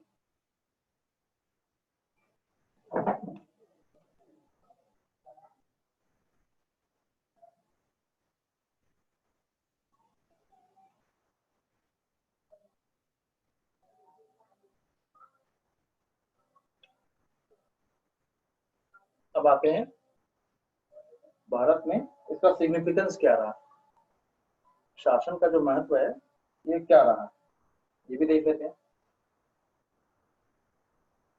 अब इस तरह से हुआ क्या, कंपनी के फेवर में गया ये तो, ठीक है, कंपनी के फेवर में तो गया, लेकिन चीजें बिगड़ भी गई। अब अंग्रेजों को लगने लगा कि अरे भाई, इस तरह से पूरा सबको हड़प रहे हैं हम लोग, तो कहीं सब लोग आपस में एक ना हो जाए, एकजुट हो गए तो फिर दिक्कत हो जाएगी, ठीक है। तो क्या किया गया, अंग्रेजी खुद ही कंपनी जो है अगदाम वेलेस्ली के, वह नहीं होगा, वह होगा, वेलेस्ली के नीतियों से घबरा गई। वेलेस्ली की गणना जो होती, बेसिकली हम इसको, मैंने आपको कहा ना कि प्रमुख गवर्नर जनरलों में किया जाएगा, अधिक प्रशंसा के साथ किया जाता है, क्यों कि कंपनी के राज को फैलाने में इसका सबसे बड़ा योगदान रहा। अभी हम आगे भी देखेंगे, बेसिकली कंपनी के राज को फैलाने में, स्टैब्लिश करने में, आप ऐसे समझिए, एक लाइन में मैं कह रहा हूँ, उसको चाहे तो आप लोग नोट कर सकते हैं कि वॉरेन हेस्टिंग जो सबसे पहले आते हैं, तो कंपनी का राज्य उस वक्त, मतलब एक नींव डालते हैं वो कंपनी के राज्य को, ठीक है, भारत में। और उसके बाद फिर हेस्टिंग के बाद आते हैं आपका कॉर्नवालिस, ठीक है, कॉर्नवालिस उसके लिए नियम कुछ बना देते हैं, ठीक है। तो कॉर्नवालिस का बेसिकली सुधार है, जिसको हम लोग अगले फिर नेक्स्ट क्लास में देखेंगे। तो कॉर्नवालिस ने उसमें कुछ सुधार कर दिया, ठीक है। वेलेस्ली ने क्या किया, एक्सपैंड किया, ठीक है। और वेलेस्ली के बाद फिर हम देखते हैं वेल्जली और डलहौजी, ये दोनों जो लोग हैं, दोनों गवर्नर जनरल, आप देखिएगा कि इन दोनों ने एक्सपैंड करके पूरा जो वर्तमान, मतलब 1947 तक का जो नक्शा है वो तैयार कर दिया, ठीक है। तो इसको साम्राज्यवादी था, तो, और इसका उद्देश्य भी क्लियर था, ठीक है, कि विस्तार, कंपनी राज्य का विस्तार कर देंगे और उसको स्टेबिलिटी दे देंगे। तो फिर इसी अवधि में इन दोनों उद्देश्य में उसे सफलता भी प्राप्त कर ली, ठीक है, उद्देश्यों में सफलता मिल गई उसको। और ये कितने अवधि में कर दिया था, 7 सालों में कर दिया मात्र, इतने कम टाइम में इतना बड़ा अचीवमेंट, इसको अचीवमेंट ही कहेंगे अंग्रेज की नजर में। हमारे नजर में हम पर अत्याचार हुआ, ठीक है, लेकिन अंग्रेजी, मैंने कहा आपको हमेशा कि आंसर हमेशा बैलेंस वे में होना चाहिए, ठीक है। तो 7 वर्ष में इतने बड़े एम्पायर को खड़ा कर देना ये आसान काम नहीं था, तो इसने कर दिखाया, और भारत की प्रमुख शक्तियों को भी पराजित कर दिया, ठीक है, या फिर प्रभावित करके सहायक संधि उस पर थोप दी, ठीक है, और अपने कंपनी की स्थिति को बहुत ही मजबूत कर दिया, इसने सुदृढ़ कर दिया, ठीक है। फिर ऐसे होगा, सुदृढ़ गलत लिखा है, इसको ठीक कर लीजिएगा, थोड़ा टाइपिंग में एरर हो रहा है, ठीक है, 2-4 शब्द का मैं देख रहा हूँ, कोशिश कर रहा हूँ कि थोड़ा सा ठीक हो जाए, ठीक है। चलिए, तो अब इस नीति के परिणाम स्वरूप क्या हुआ, अब इससे इसका लाभ ये हुआ कि ऊपरी दोआब, गंगा का जो ऊपरी दोआब है, पूर्वी एवं पश्चिमी तट का समुद्र, देखिए पूर्वी दोआब का मतलब हो गया अवध का क्षेत्र मिल गया इनको, अवध मीन्स लखनऊ वाला क्षेत्र वर्तमान का, पूर्व में और पश्चिम का समुद्र तट, ये भी कब्जा कर लिया, मतलब कि फर्टाइल जमीन मिल गई इनको, मतलब यहाँ से भू राजस्व मिल जाएगा इनको, ठीक है, पैसे आने लगेंगे रेगुलर। पूर्व और पश्चिम में, कटक तक से लेकर पश्चिम में पेशवा तक को इन्होंने जीत लिया, ठीक है, सहायक संधि कर डाली। तो जाहिर सी बात है कि पेशवा कहाँ थे, ये पोर्शन पूरा, ठीक है। और पूर्व में कहा, बंगाल से लेकर उड़ीसा तक का क्षेत्र, उसमें बिहार वार सब शामिल होगा, ठीक है। तो पूर्वी हो गया, पूर्व में हो गया, पश्चिम में भी हो गया। समुद्र तट पे कब्जा मतलब कि कोस्टल एरिया पे कब्जा। अब कोस्टल एरिया पे कब्जा हो रहा है तो क्या होगा, व्यापार पर एकाधिकार, ठीक है। और डलहौजी यही चीज आगे क्या करेगा, सबसे पहले अब इन सब चीजों को रेलवे लाइन से जोड़ देगा। जो आप लोगों की जो थोड़ा सा बहुत जिनके पास इतिहास की जानकारी थोड़ी कम होती है, तो कुछ लोगों को आपने बोलते हुए सुना होगा कि अरे अंग्रेज आए तो रेलवे लेके आए। तो अंग्रेज कोई रेलवे लेके आके भारत का एहसान नहीं कर रहे थे, ठीक है, अपने अपने मफाद के लिए, मफाद मीन्स अपनी फायदे के लिए, ठीक है, उसको यूज कर रहे थे। उन्होंने वहीं पे रेलवे लाइन बिछाई ताकि जहां से कोयला का कोई खान है, कोई लोहे का खान है, या कहीं कपास ज्यादा उत्पादन हो रहा है, तो वहां से बंदरगाह तक रेलवे लाइन बिछा दी भारतीयों के पैसे से। स्टार्टिंग में उन्होंने अपना पैसा लगाया, फिर भारतीयों, एक बार रेलवे मुनाफा देने लगा तो फिर भारतीयों का श्रम बेगारी हटवाए और रेलवे लाइन बिछाते चले गए। यही रीजन है कि जब अंग्रेज जब भारत से गए तो railway line I think 55,000 kilometre के आसपास वो फैला के गए थे। और भारत सरकार वर्तमान में अभी कितना, वो सब 68,000 किलोमीटर ही कर पाई है, ठीक है। तो उसका रीजन ये था कि यहाँ तो पैसा दे के करना पड़ रहा ना काम, वहां तो फ्री में हो रहा था। तो टैक्सेशन यहाँ पे पैसा आ गया, पैसा भी मिल गया इनको, फर्टाइल भूमि मिल गई, कब्जा भी हो गया, और समुद्र पे दोनों तरफ के समुद्रों पर एकाधिकार भी हो गया। वेल्जली के सहायक संधि से देखिए, अब देखते हैं, अब इन्हीं प्रयासों से मद्रास, बंबई या बंगाल प्रेसिडेंसियों को क्या किया गया, थल मार्ग से जोड़ दिया गया। थल मार्ग का मतलब कि रोड, बाई रोड जोड़ दिया गया, ठीक है। और तीनों, आप लोगों को पता होगा कि तीन, बंगाल में अंग्रेजों ने बेसिकली 3 प्रेसिडेंसियों का निर्माण किया। बंगाल में पहला बंगाल, दूसरा मुंबई और तीसरा मद्रास, ये 3 प्रेसिडेंसियां थी, ठीक है। लाल लश्कर काफी इनके पास सब कुछ था वहां पे रहने के लिए, ठीक है। तो अब इनको वो सड़क मार्ग से भी जोड़ दिया। ये जो आप ऐसे समझिए, ये देखिए, ये आपका भारत हो गया, ठीक है। हाँ कुलदीप, मैं आपका क्वेश्चन लेता हूँ अभी, थोड़ा पहले इसको बता देता हूँ, फिर आपका क्वेश्चन भी लेता हूँ, ठीक है। एक एक करके सारे क्वेश्चन लेंगे हम, ठीक है। तो अब ये आपका मुंबई का, बंबई का हो गया प्रेसिडेंस, ये हो गया आपका कोलकाता वाला, बंगाल वाला, और ये हो गया मद्रास। तीनों को सड़क मार्ग से भी जोड़ दिया है, कोस्टल एरिया पे कब्जा है ही, ठीक है। अब क्या हुआ कि इससे क्या हो गया, कंपनी का तट पे भी कब्जा हो चुका है। तो इन कार्यों से कंपनी का राज्य एक साम्राज्य के रूप में परिणत हो गया, चेंज हो गया, अब साम्राज्य बना लिया। यद्यपि क्या हुआ, इस भारतीय दृष्टिकोण से वेल्जली ने बहुत सारा अनुचित कार्य किया, उसके कार्य को कोई हम यहाँ सर्टिफिकेट देने के लिए नहीं बैठे हैं, गलत किया उसने, ऑब्वियस है। तो कंपनी, उस वो जो दौर था वो साम्राज्यवादी दौर था। साम्राज्यवाद के बाद जब भारत में अंग्रेज कंपनी आ रही है, तो साम्राज्यवाद अपना साम्राज्य को फैलाने की बात किया। तो बेसिकली ये भारतीयों को उपनिवेश के रूप में यूज किया गया, कॉलोनी के रूप में यूज किया गया, ठीक है। आगे हम चल के पढ़ेंगे कि साम्राज्यवाद के बाद फिर उपनिवेशवाद आया, और उपनिवेशवाद के बाद फिर नव साम्राज्यवाद आया। आप लोगों को अगर एक एक लाइन में अगर मैं बताना, अगर मैं पूछिएगा तो मैं ये बता सकता हूँ कि साम्राज्यवाद को हम कहेंगे ऐसे कि सीधा डायरेक्ट एक दूसरे पर हमला कर देना और कब्जा कर लेना उनकी संपत्ति पर, उनके देश पर, जो कि पहले हुआ करता था, ठीक है। तो थोड़ी सोसाइटी थोड़ी सी डेवलप हो गई, तो अब कब्जा नहीं होके थोड़ा सा कब्जे का फॉर्म को मॉडिफाई कर दिया गया। अब कंपनी के माध्यम से ये कब्जा होने लगा, कंपनी आती थी और कब्जा करती थी पूरे, ठीक है।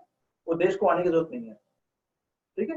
अच्छा, पर देश का पैसा लगा है, परमिशन सब कुछ है उनके पास। और तीसरा क्या हो गया, अब आ गया है नव साम्राज्यवाद, यानी बड़ी बड़ी मल्टीनेशनल कंपनियां जो है बहुत सारी गरीब देशों में वो व्यापार पर एक अधिकार जमा लेती है और फिर मन मुताबिक अपने मुंह मांगे दाम पर अपने समाज मतलब कब्जा कर लेती है पूरी अर्थ इकोनॉमी पे। नव साम्राज्यवाद यही है, शासन का एक तरीका है कि दूसरे देश में दूर बैठे ही शासन कर लेंगे, कब्जा जमा लेंगे, इसके लिए सेना की जरूरत नहीं पड़ने वाली आपको। ठीक है, बड़ी बड़ी कंपनियां यही करती है, अपने हिसाब से फिर सरकार से पॉलिसी बनवाएंगी। ठीक है, पर ये विदेशी कंपनियां करती हैं। अब कुछ लोग कहेंगे कि भाई भारतीय कंपनियां नहीं, भारतीय कंपनियां ऐसा नहीं करते, रहना उनको इसी देश में ना, तो पैसा भी इसी देश में रखेंगे। ये बेसिकली जैसे कि एप्पल नाम सुन रखा है आपने, या फिर बड़ी बड़ी जो फूड चेन जो मार्केट है, एक अमेरिका का नाम का क्या नाम है उनका फूड चेन वाला, जरा कमेंट करके बताइएगा। ठीक है, चलिए, तो अब क्या हुआ कि जबरदस्ती देसी नरेशों को अपने अधीनस्थ लाया गया, परंतु अंग्रेज हितों की पूर्ति के उद्देश्य से, अगर हम अंग्रेजों की बात करें कि भाई अब अंग्रेजों के लिए कितना फ्रूटफुल रहा ये, तो फ्रूटफुल बिल्कुल रहा, पूरा फायदा ही फायदा का इशू रहा। वेलजरी का कार्य का सराहना तो करना ही पड़ेगा, भारतीयों के हिसाब से उसने गलत किया, पर अपने साम्राज्य अंग्रेजों के हितों के लिए उसका ये काम बहुत ही मतलब सराहनीय काम किया इसने। साम्राज्य फैलाना उसका उद्देश्य था, उसको बखूबी अंजाम दिया उसने। तो आपका आंसर देखिए, यहाँ पे अंग्रेज की थोड़ी सी तारीफ भी हो रही है। ठीक है, वेलेजरी की तारीफ की जा रही है, लेकिन वही है, आपको बैलेंस में रखना कि भाई उसके कामों को अगर उस पॉइंट ऑफ व्यू से देखें, अंग्रेज के पॉइंट ऑफ व्यू से, तो भैया उन्होंने काम भी अच्छा किया, जो काम सौंपा गया उसको बहुत बखूबी निभाया। ठीक है, तो एक इतिहासकार है, हालांकि ये क्वेश्चन है, ठीक है, जो इतिहासकार का जो स्टेटमेंट है, अगर मूल्यांकन करें तो पाएंगे कि उसमें क्या लिखा है इन्होंने। एक इतिहासकार ने लिखा है कि क्लाइव ने भारत में अंग्रेजी राज्य की नींव डाली, वॉरेन हेस्टिंग ने उस नींव को शक्तिशाली बना दिया। ठीक है, कॉर्नवालिस ने उस नींव पर इमारत खड़ी की, आरंभ की, और वेलेस्ली ने क्या किया है, उस इमारत को पूरा कर दिया। अब बाद के गवर्नर जनरल ने उसे अंतिम शक्ल दी, यानी डलहौजी की बात हो रही है यहाँ पे। ठीक है, ये पूरा एक क्वेश्चन है, ये कभी आ सकता है, पर इसके लिए, इस क्वेश्चन को करने के लिए आपको फिर हेस्टिंग को जानना होगा, कॉर्नवालिस को जानना होगा, ठीक है, क्लाइव को जानना होगा। ठीक है, तो ये जब तक तीन को नहीं जानिएगा तब तक आप इस क्वेश्चन का आंसर को लिखने में सक्षम नहीं हो पाइएगा। ठीक है, चलिए, अब आप लोगों का क्वेश्चन लेते हैं हम। हाँ, बताइए। हाँ, कुलदीप, आपका क्या था क्वेश्चन, क्या था? कुलदीप ने हैंड रेस किया था। रतन, ये सर समझ में नहीं आया, ये टॉपिक क्या, टॉपिक क्या नहीं समझ में आया? आपने इसको पढ़ा भी है एक बार भी? देखिए, सहायक संधि, अच्छा ठीक है, चलिए मैं इसको फिर से आपको रिवीजन करवा देता हूँ। ठीक है, कुलदीप गलती से हो गया, अच्छा कोई नहीं। हाँ, सोनिया, क्या है सवाल आपका कि सर ऐसे अंग्रेजों ने भारतीयों को अपने अगेंस्ट भी तो कर लिया, पर लाभ भी तो लेके गए। अगेंस्ट कर लिया तो क्या हो गया, लाभ भी तो कमा रहे थे वो। और वो जो भी विद्रोह हुआ है उसको कुचलने में हम भारतीयों ने ही सहायता पहुंचाई है। अंग्रेज जो सैनिक थे वो बहुत कम आए थे, लड़े तो भारतीय सैनिक थे ना। तो हमें पहले अपने गिरेबान में झांकना होगा कि एक दूसरे की मुखबिरी कर रहे हैं हम लोग।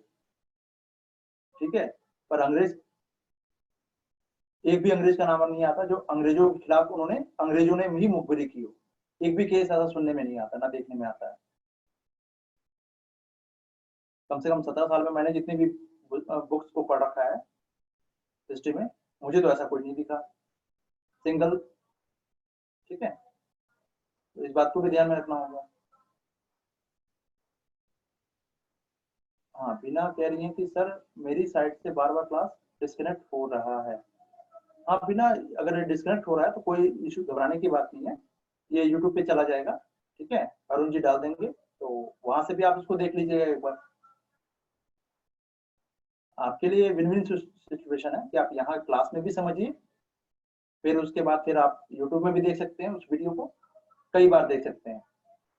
अन्य कोचिंग संस्थानों की तरह जैसे उनको एक्सेस दिया जाता है 2 से 3 बार, तो ऐसा कुछ नहीं है यहाँ पे, ये फ्री ऑफ कॉस्ट होगा। तो यूट्यूब में जा रहा है तो ऑब्वियस सी बात है कि आप उसको कई बार देख सकते हैं।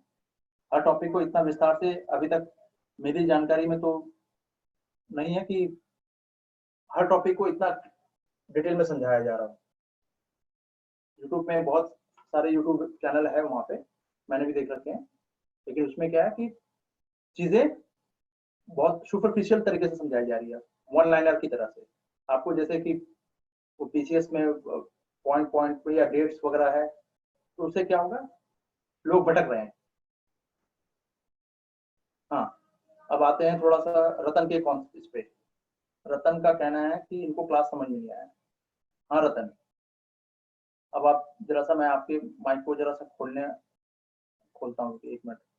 कैसे रतन के माइक को बजाएंगे, जरा सा बताइए तो। रतन कहाँ है, अनम्यूट, ये कैसे करूँगा मैं? हाँ रतन, अपना माइक को ओपन कीजिए जरा सा। रतन, अपनी माइक को ओपन करके मुझे बताइए क्या समझ में नहीं आया। सर जो लास्ट की टॉपिक थी आपकी, नहीं, टॉपिक तो पूरा एक है ना, ये तो सिंगल टॉपिक है ये। जो टॉपिक थी जो लास्ट में आप समझाए हैं वही मुझे समझ में नहीं आया है सर। अच्छा, लास्ट का जो ये है, अच्छा ठीक है, एक्चुअली उसको लास्ट वाले को फिर से करता हूँ। हाँ ठीक जी। है इसको। अच्छा, चलिए, रतन को लास्ट का जो पॉइंट है वो समझ में नहीं आया है। चलिए तो फिर से एक बार देख लेते हैं थोड़ा सा।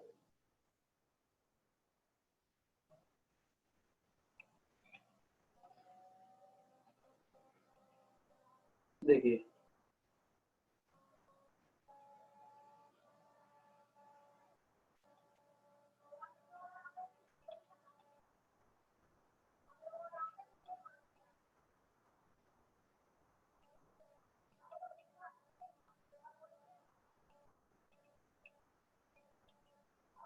देखिए शासन में वेलजली का जो शासन था उसका कुछ वैल्यू तो था कि नहीं, ये जानना था।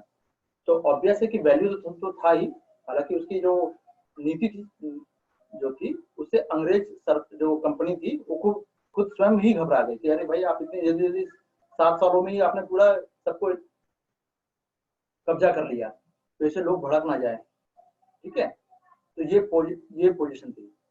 अब इसका लाभ अंग्रेजों को क्या मिला, जो सहायक संधि थी उसका लाभ अंग्रेजों को क्या मिला? कुछ तो मिला होगा। जैसे अभी सोनिया ने स्टार्टिंग में पूछ लिया था कि सहायक संधि से लाभ क्या मिला, तो लाभ ये मिला कि पहला, दोआब पे, ऊपरी दोआब का मतलब लखनऊ वाला एरिया, अवध, अवध का एरिया मिल गया। ठीक है, कंटिन्यू उससे रेवेन्यू आना स्टार्ट हो गया। बंगाल से तो आ ही रहा था, मैसूर वगैरह से तो आ ही रहा था, अब यहाँ से भी आने लगा, अवध से भी आने लगा। ठीक है, पहला फायदा। दूसरा फायदा, पूर्वी और पश्चिमी समुद्र पर इनका एकाधिकार हो गया। ये हुआ उनका दूसरा फायदा इस संधि के द्वारा, क्योंकि कटक से लेकर मराठा तक जो आपका ये जो एरिया है, ये देखिए, ये भारत है आपका, बंगाल पूरा और उड़ीसा पूरा ले लीजिए आप यहाँ पर। ये पूरा जो कोस्टल एरिया है सब में अंग्रेजों का राज एकाधिकार है। और ये नीचे, ये भी मद्रास है, ये भी यहाँ तमिलनाडु वाला जो क्षेत्र है, ठीक है, ये भी, ये क्षेत्र है। ठीक है, ये 3 क्षेत्रों पर समुद्र जो है, तीनों समुद्र का कोस्टल एरिया है, और तीनों पे अंग्रेजों का राज हो गया। सहायक संधि कर ली, 1805 तक तो होलकर से भी लास्ट संधि हो चुकी है, तो अब कब्जा जमाने में आसानी हो गई। ठीक है, अब देखिए, बंबई, मद्रास, बंबई और बंगाल की प्रेसिडेंसी, इन तीनों को आपस में सड़क मार्ग से जोड़ दिया गया, सड़क बनाई गई। क्योंकि अब जब अब एक बहुत बड़ा साम्राज्य जीतते हैं तो उसको स्थायी भी तो करना रहेगा ना। जैसे कि अगर आपने कोई जमीन खरीदी गांव में, ठीक है, तो उस पे कोई दूसरा उस पे कब्जा ना कर ले, उसके लिए आप पहले उसकी घेराबंदी करते हैं। तो वही अंग्रेजों ने किया, सभी प्रेसिडेंसियों को सड़क मार्ग से जोड़ दिया, ठीक है, ताकि तीनों पे आसानी से सेना जाए, सेना को बुलाया जा सके, सेना को आवश्यकता पड़ने पर एक प्रेसिडेंसी से दूसरी प्रेसिडेंसी में सेना को मूव किया जा सके, ठीक है। अंदर तो ये तो स्थल मार्ग है पूरा, ठीक है, कोस्टल एरिया तो बाहर है, तो कोस्टल में समुद्र के व्यापार, जो व्यापारी का अधिकार, एक अधिकार है, वो जमा लिया।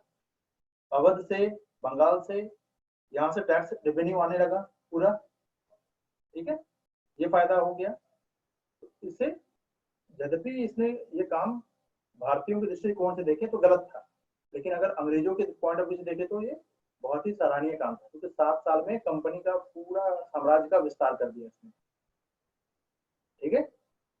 और ये बात आती है, अब एक इतिहासकार का स्टेटमेंट है ये, ठीक है।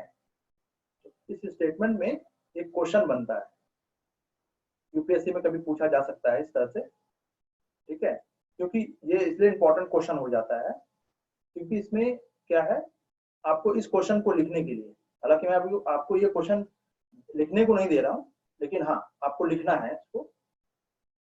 क्लाइव ने भारत पे अंग्रेजी राज्य की नींव डाली। क्लाइव जो रॉबर्ट क्लाइव आ रहे हैं सबसे पहले, ठीक है, तो अंग्रेजी राज्य की नींव डाली पड़ जा रही है। हेस्टिंग क्या कर रहे हैं, उसके बाद वॉरेन हेस्टिंग आ रहे हैं, बंगाल के प्रथम गवर्नर जनरल ये वॉरेन हेस्टिंग ही बनते हैं, ये शक्तिशाली बनाते हैं उसको। कॉर्नवालिस क्या करते हैं, जो नियम कानून बना के उस नींव पर इमारत खड़ी करते हैं। जो नींव को मजबूत डाला गया, नींव को मजबूत किसने की, हेस्टिंग ने, ठीक है। और उस पर भवन बनाने का मतलब हुआ स्टेबिलिटी देना। तो नियम कानून ज्यादा जो बनाया गया, कॉर्नवालिस ने बनाया इसको, ठीक है। जब मैं कॉर्नवालिस पढ़ाऊंगा, ठीक है, तब आपको, और हेस्टिंग पढ़ाऊंगा, तब ये आंसर आपको समझ में आएगा कि लिखना क्या है इसमें। थोड़ा सा चैलेंजिंग होगा, लेकिन आप ये चारों टॉपिक पढ़ लीजिएगा तो आराम से ये इस क्वेश्चन को लिख सकते हैं, ठीक है। और वेल्जली ने क्या किया, उस इमारत को पूरा कर दिया सहायक संधि के द्वारा। और बाद के गवर्नर जनरल, बाद में कौन आ रहे हैं, वेल्जली के बाद आएंगे डलहौजी। उसने क्या किया, अंतिम शक्ल प्रदान कर दी कि हाँ भाई, ब्रिटिश का साम्राज्य का पूरा क्षेत्र को जीत के हड़प नीति के द्वारा, जो हम अभी कल नेक्स्ट क्लास में पढ़ेंगे, ठीक है, उन सारी चीजों को फिर डलहौजी ने पूरा कर दिया। रेलवे से जोड़ दिया, सड़क मार्ग जोड़ दिया, स्टीमर चलाने लगा, ठीक है। ये सारी चीजें की है एक साम्राज्य को स्टेबिलिटी देने के लिए कि भैया हमने कब्जा तो कर लिया, अब उस पर कंटिन्यू शासन करना है। तो शासन करने के लिए कुछ काम भी तो करने पड़ेंगे, अपने सेना को इधर से उधर मूव करना होगा। तो जो सुधार कार्य जो कहते हैं बहुत सारे लोग कि भाई अंग्रेजों ने रेलवे का आविष्कार किया, तो वो बेसिकली अंग्रेजों ने अपने मफाद के लिए, अपने फायदे के लिए किया था। तो भारतीयों का कोई उद्धार करने नहीं आए थे। जैसे कि कुछ अंग्रेज जो इतिहासकार है वो कहते हैं व्हाइट मैन बर्डन, हम आपको सभ्य बनाने के लिए हजारों किलोमीटर दूर अपने देश को छोड़ के आए हैं, आपको सभ्य बनाने के लिए। ये बात कुछ हजम हो रही है, मैं आपके घर पे कब्जा कर लूं, ठीक है, उसके बाद फिर मैं कहूं कि नहीं, ये कब्जा तो मैंने इसलिए किया कि मैं रतन को सभ्य बनाना चाहता हूं, तो क्या बेहूदी वाली बात होगी, राइट। रतन जैसा है, रतन परफेक्ट है, अपने हिसाब से वो परफेक्ट है, ठीक है। मैं कह रहा हूं कि आप असभ्य है, रतन को कह रहा हूं कि मैं असभ्य हूं, अंग्रेज कह रहे हैं भारतीयों को कि वो असभ्य है, तो कितनी बड़ी बात हो गई। तो ये व्हाइट मैन बर्डन जो है, वो कहते हैं कि हम, अच्छा, ये आपको सभ्य बनाने का ठेका किसने दिया है, अगर ये सवाल पूछा जाए तो नहीं, ये ठेका हमने खुद ही ले लिया है, ठीक है। तो ये सब चीजें हैं। चलिए, यहाँ तो अंग्रेजी ऐसे होगा, यहाँ पे इसको भी देख लीजिएगा, अंग्रेजी ऐसा नहीं है, ठीक है। अब क्लियर है रतन, चैट कहाँ से मैं ढूंढूं, चैट चैट चैट,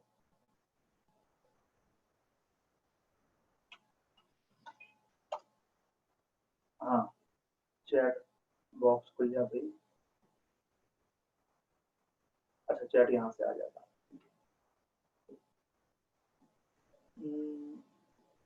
चैट, हाँ वही है। अब क्लियर है। हम्म। और किसी का कोई सवाल हो तो बताइए। हाँ, सोनिया का क्वेश्चन है कि सर इजी क्या लगता है। सर ऐसे क्या लगता है अंग्रेजी ट्रेड के लिए भारत आए थे या रूल करने के लिए। हाँ देखिए, सोनिया का सवाल बहुत ही उम्दा सवाल है ये। ठीक है, इस पे भी इतिहासकार में दो मत है। एक इतिहासकारों का एक वर्ग जो है वो ये कहता है कि अंग्रेज आए थे बेसिकली, देखिए उनको तो व्यापार करना था, और जब यहाँ पे उन्होंने देखा कि सब लोग बटे हुए हैं तो फिर उन्होंने कब्जा करना शुरू कर दिया। पर्पस उनका वो नहीं था। ठीक है, तो इतिहास में फिर दूसरा वर्ग जो है उनका स्टेटमेंट आप सुनिए। उनका स्टेटमेंट ये, वो ये कहते हैं कि भाई भारत आए थे, भारत से पहले जो अन्य देशों में जो गए थे अंग्रेज, वहां क्या कर रहे थे वो, वहां भी तो कब्जा ही कर रहे थे ना। अफ्रीका में गए, पूरा कब्जा कर डाला। इनफैक्ट पूरा जो दो विश्व युद्ध जो लड़ा गया, वर्ल्ड हिस्ट्री में हम पढ़ेंगे इसको, ये उपनिवेश बसाने के होड़ में, उपनिवेश मतलब कॉलोनी बसाना। यूरोप के जो देश हैं, फ्रांस और जर्मनी, इटली, ठीक है, ब्रिटेन, ये सब अपने अपने उपनिवेश बसा रहे थे और इसी होड़ में आपस में लड़े हैं, और फिर उपनिवेशों की सुरक्षा के लिए फिर युद्ध, वर्ल्ड वॉर लड़ा गया है, एक नहीं बल्कि दो। तो आपको इस दोनों मतों को लिखना होगा। अगर इस ये सवाल भी मैं आप लोगों को दूंगा ये वाला, लेकिन अभी नहीं, पहले थोड़ा सा इसके सारे फॉर्मेशन को देख लें, क्योंकि ये थोड़ा हाई लेवल का क्वेश्चन है। जब तक पूरा आपको समग्र रूप से आप इसको इतिहास को नहीं समझिएगा, तब तक इस प्रश्न को नहीं लिख सकते हैं आप। ठीक है, क्योंकि उपनिवेशवाद के कितने चरण थे, कौन कौन से चरण थे, ये आरसी दत्ता जो है और रजनी पामदत्त, इन दोनों ने बैठ के इसको अच्छे से दिखाया है। ठीक है, तो ये प्रश्न भी आ चुका है ऐसे हम लोग के इतिहास में, तो मैंने इस क्वेश्चन को लिखा भी है। ठीक है, मेंस में, पर ये ऑप्शनल का क्वेश्चन का ये आंसर है। ठीक है, ये हालांकि ये कहना थोड़ा जल्दीबाजी होगा कि ये जीएस में नहीं आ सकता, आ सकता है, कॉमन क्वेश्चन है, लेकिन इसको लिखने के लिए अभी थोड़ा सा अभी और हम लोग को पढ़ना होगा। अभी नेक्स्ट क्लास में जब हम लोग इस महीने, ये पूरा मुझे लगता है इस मंथ में हो जाना चाहिए, तो फिर इस पे फिर अब आप लिखने में आपको सुविधा होगी। हाँ, और किसी का कोई सवाल है तो बताइए।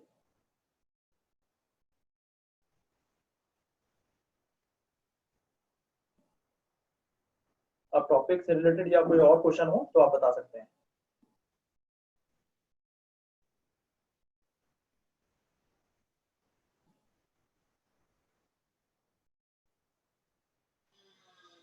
रतन का कोई सवाल नहीं।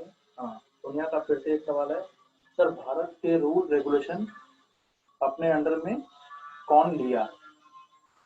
मैं समझ नहीं पाया सर, भारत का रूल रेगुलेशन अपने अंडर में क्यों लिया। ओके, अपने अंडर में, हाँ, मतलब अंग्रेजों ने अपने अंडर में क्यों लिया, सर आप ये कहना चाह रही हैं।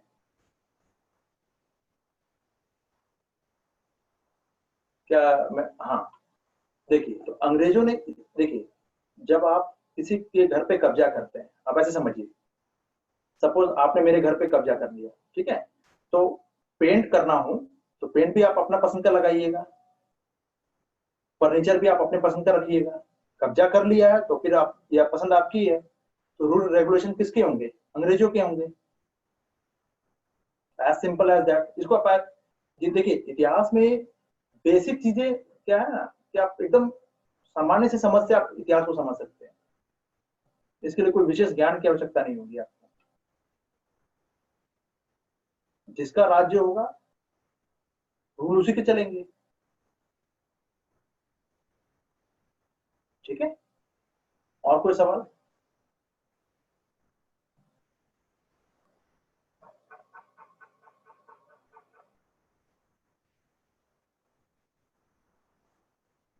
और कोई सवाल किसी का।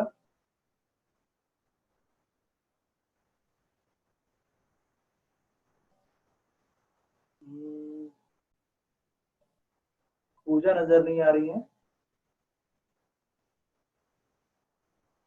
अच्छा, बीना आपका कोई सवाल? कुलदीप, शेखर, आप लोगों का कोई सवाल?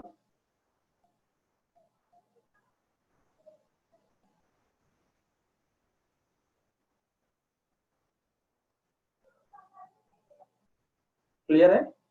हम्म। सोनिया का है सवाल कि सर अंग्रेजी अनसक्सेसफुल क्यों हुए। देखिए, इसका भी सवाल का बहुत आसान सा जवाब है कि जब तक आपके अंदर चेतना नहीं जागी थी स्वतंत्रता की, यानी आपने किसी के घर पे कब्जा किया है, जब तक उसे पता ही नहीं कि आपने उस पर कब्जा कर रखा है, तब तक तो वो कोई एक्शन लेगा नहीं। ठीक है। और जब धीरे धीरे हमारे अंदर राष्ट्रीय चेतना जागी है, राजनीतिक पटल पे भी और क्रांतिकारी, ठीक है, मेरा थोड़ा सा ओपिनियन यहाँ पे डिफरेंट है कि केवल राजनीतिक पॉलिटिकल चीजों से आजादी हासिल नहीं की गई है अंग्रेजों से। ठीक है। इसके लिए लोगों ने अपनी जान की कुर्बानी भी दी है। तो हमें दोनों को लेके चलना है। भगत सिंह अगर शहीद हुए हैं, उनको फांसी की सजा हुई है, तो हम उनको शहीद क्यों कहते हैं? एक लड़ाई लड़ रहे थे वो अंग्रेजों के विरुद्ध। ठीक है। तो उन्होंने भी अपने प्राणों का सर्वोच्च बलिदान दिया था। ठीक है। और ऐसे अनगिनत और कह सकते हैं देयर आर नंबर ऑफ जिनको हम मतलब उनके नाम भी इतिहास में दर्ज नहीं है। ऐसे बहुत सारे फॉरगॉटन हीरो हैं हमारे। हाँ, कुलदीप का कहना है कि क्योंकि हम कमी हमारे यहाँ के लोगों में थी। हाँ बिल्कुल, नहीं कमी तो थी, लेकिन कमी के अलावा भी देखिए कि जागरूकता नहीं थी, अवेयरनेस नहीं था। हमें पता ही नहीं था कि अंग्रेज के मंसूबे क्या है। जागरूकता नहीं थी। हाँ। हाँ, उनकी पॉलिसी भी भयंकर थी सर। हाँ, नहीं जागरूक होने नहीं दे रहे थे ऐसा नहीं है। ऐसा नहीं है, क्योंकि जब अंग्रेजी शिक्षा आई है तो एक सवाल फिर इतिहास में आता है। ठीक है, आप लोग चाहे तो इस सवाल को लिख सकते हैं कि भारत, मैंने आप लोगों को शायद लिखवाया भी है क्लास में, कि अंग्रेजी दास्ता को अंग्रेजी शिक्षा से ही, ठीक है, मतलब अंग्रेजी बेड़ियों को अंग्रेजी शिक्षा से ही तोड़ दिया गया था।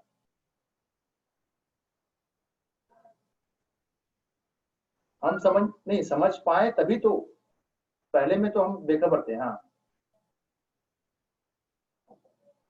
और जब भी समझ पाए तब वो आगे निकल चुके थे। नहीं, आगे नहीं निकले थे, ऐसा कुछ नहीं है। 200 साल तक राज किया तो जाहिर सी बात है कि अवेयरनेस उस लेवल की हमारे अंदर नहीं थी। हाँ बिल्कुल, रेवोल्यूशन तो हुआ, लेकिन वो फिर उसको भी भारतीयों ने ही, 1857 का जो पहला महाविद्रोह हो रहा है, ठीक है, उसमें क्या है, यही चीजें तो हैं। पर उसमें भी अंग्रेजों का सहयोग यहाँ के राजा रजवाड़ों ने दे दिया। ठीक है। तो एक राष्ट्र वाइड लेवल पे अगर हम जाके देखें तो राष्ट्रीय पटल पे कोई बहुत बड़ा विद्रोह, ठीक है, एरिया उनका था, लेकिन कोऑर्डिनेशन की कमी, सहयोग नहीं हुआ, हिंदुस्तानियों ने ही हिंदुस्तानियों को मारा। ठीक है, ये सब चीजें तो थी ही। हाँ, किसी का और कोई सवाल? देखिए, लगता है क्लास में आप लोग को मजा आ रहा है। तो पढ़ते वक्त मजा जरूर आना चाहिए, मेरा ऐसा मानना है। नहीं तो फिर पढ़ाई बोझिल हो जाती है एकदम, और बेझिल हो जाएगी तो फिर मजा नहीं आएगा। फिर आप मुश्किल से उसको रटिएगा। फिर मन नहीं है तब भी पढ़ते रहिएगा। हाँ ठीक है, आपने 10 घंटे तो बिता दिए, लेकिन पढ़ा क्या याद नहीं रहेगा फिर। और आप लोगों से एक रिक्वेस्ट है कि जो भी मतलब ये जो नोट्स यहाँ पे जो मैं दे देता हूँ, ठीक है, उसको सिनॉप्सिस में जरूर बनाइएगा।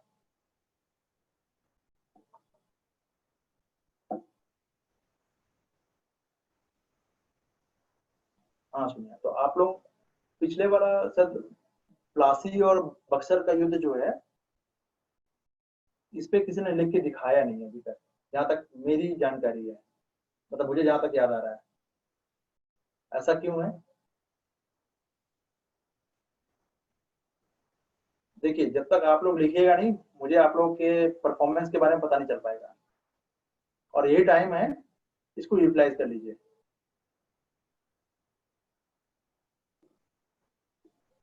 कौन सा टॉपिक क्लियर नहीं हुआ है सोनिया?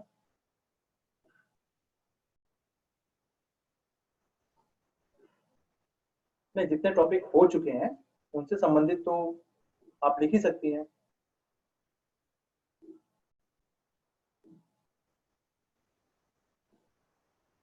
चलिए तो फिर, हाँ, बिना आपका कोई सवाल है तो बताइए कुछ एग्जाम के रिलेटेड।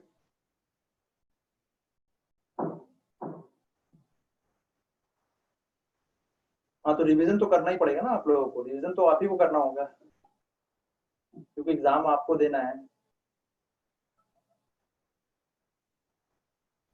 जैसे शूटिंग में आप कहते हैं ना कि प्रैक्टिस आप करती हैं तो गोल्ड मेडल भी आप ही को मिलता है ना? तो ये वो सेम, वही सेम चीज यहाँ यहाँ भी है। आप कीजिएगा, आपको इसका लाभ मिलेगा। बिना, आपका कोई क्वेश्चन था इस साल के एग्जाम को लेकर? अगर आपके कोई कंसर्न्स है तो आप जरा सा मुझे बता दीजिए, क्या क्या है आपके क्वेश्चंस, उसको मैं यहीं पे अभी एड्रेस कर लेता हूँ। आई थिंक क्लास के सारे क्वेश्चन समाप्त हो चुके हैं, तो आप अपने क्वेश्चन को रख सकती हैं। बिना, आप सुन रही हैं?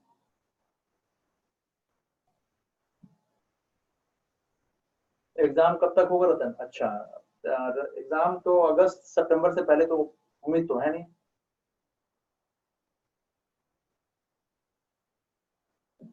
बिना, आपका कोई सवाल है तो बता दीजिए।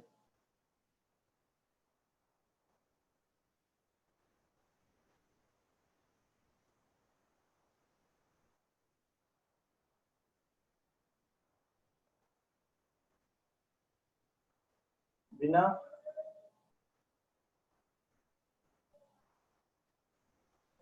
अच्छा चांस है सर? किस चीज का अच्छा चांस है सोनिया? मैं समझ नहीं पाया।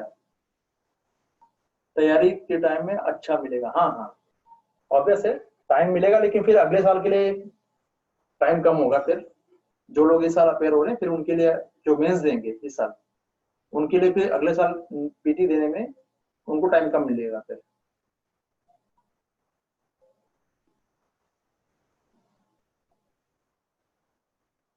फिर वो 10-12 हजार बच्चे ही होंगे। चलिए, तो किसी का कोई सवाल नहीं है? अगर किसी का कोई सवाल अगर हो इसके बाद भी, तो आप लोग मुझे टेक्स्ट कर दीजिएगा, ठीक है, व्हाट्सएप पे।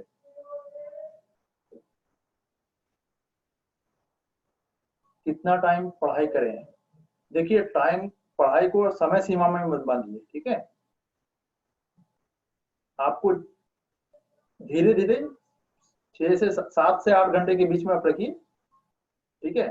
24 घंटे में आप देखिए कि देखने में लगेगा कि ये कम है, लेकिन जो पढ़ाई कीजिए उसको एकदम मगअप कर जाइए, ठीक है?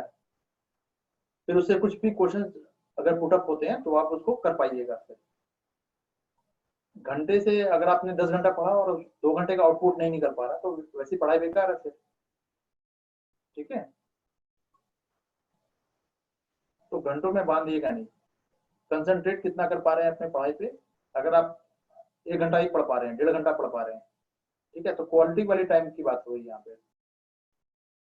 हाँ, तो सफिशियंट है, कोई इशू नहीं है। 6 घंटे से ज्यादा नहीं हो रही तो कोई दिक्कत नहीं है, पर उसको कंटिन्यू कीजिएगा। कंटिन्यू करना इंपॉर्टेंट है। घंटा देखना आप जो देख रहे हैं वैसा कुछ नहीं। हाँ, शेखर बताइए, क्या सवाल है आपका? शेखर ने हैंड रेज किया है, क्या बताइए? शेखर, सवाल आप कुछ लिख रहे हैं क्या? मुझे कुछ दिख नहीं रहा है यहाँ पे। ये हैंड रेज का थोड़ा सा समस्या है, तो मैं देख नहीं पा रहा हूँ। हाँ, अच्छा, बाई मिस्टेक हो गया। ओके ओके, ठीक है। चलिए, अभी आप इतनी देर के बाद आप ये कर रहे हैं, ठीक है, तो फिर अब नेक्स्ट क्लास के लिए फिर हम कल मिलते हैं, ठीक है? आई थिंक आप लोगों के सारे सवाल का जवाब मिल चुका है आप लोगों को।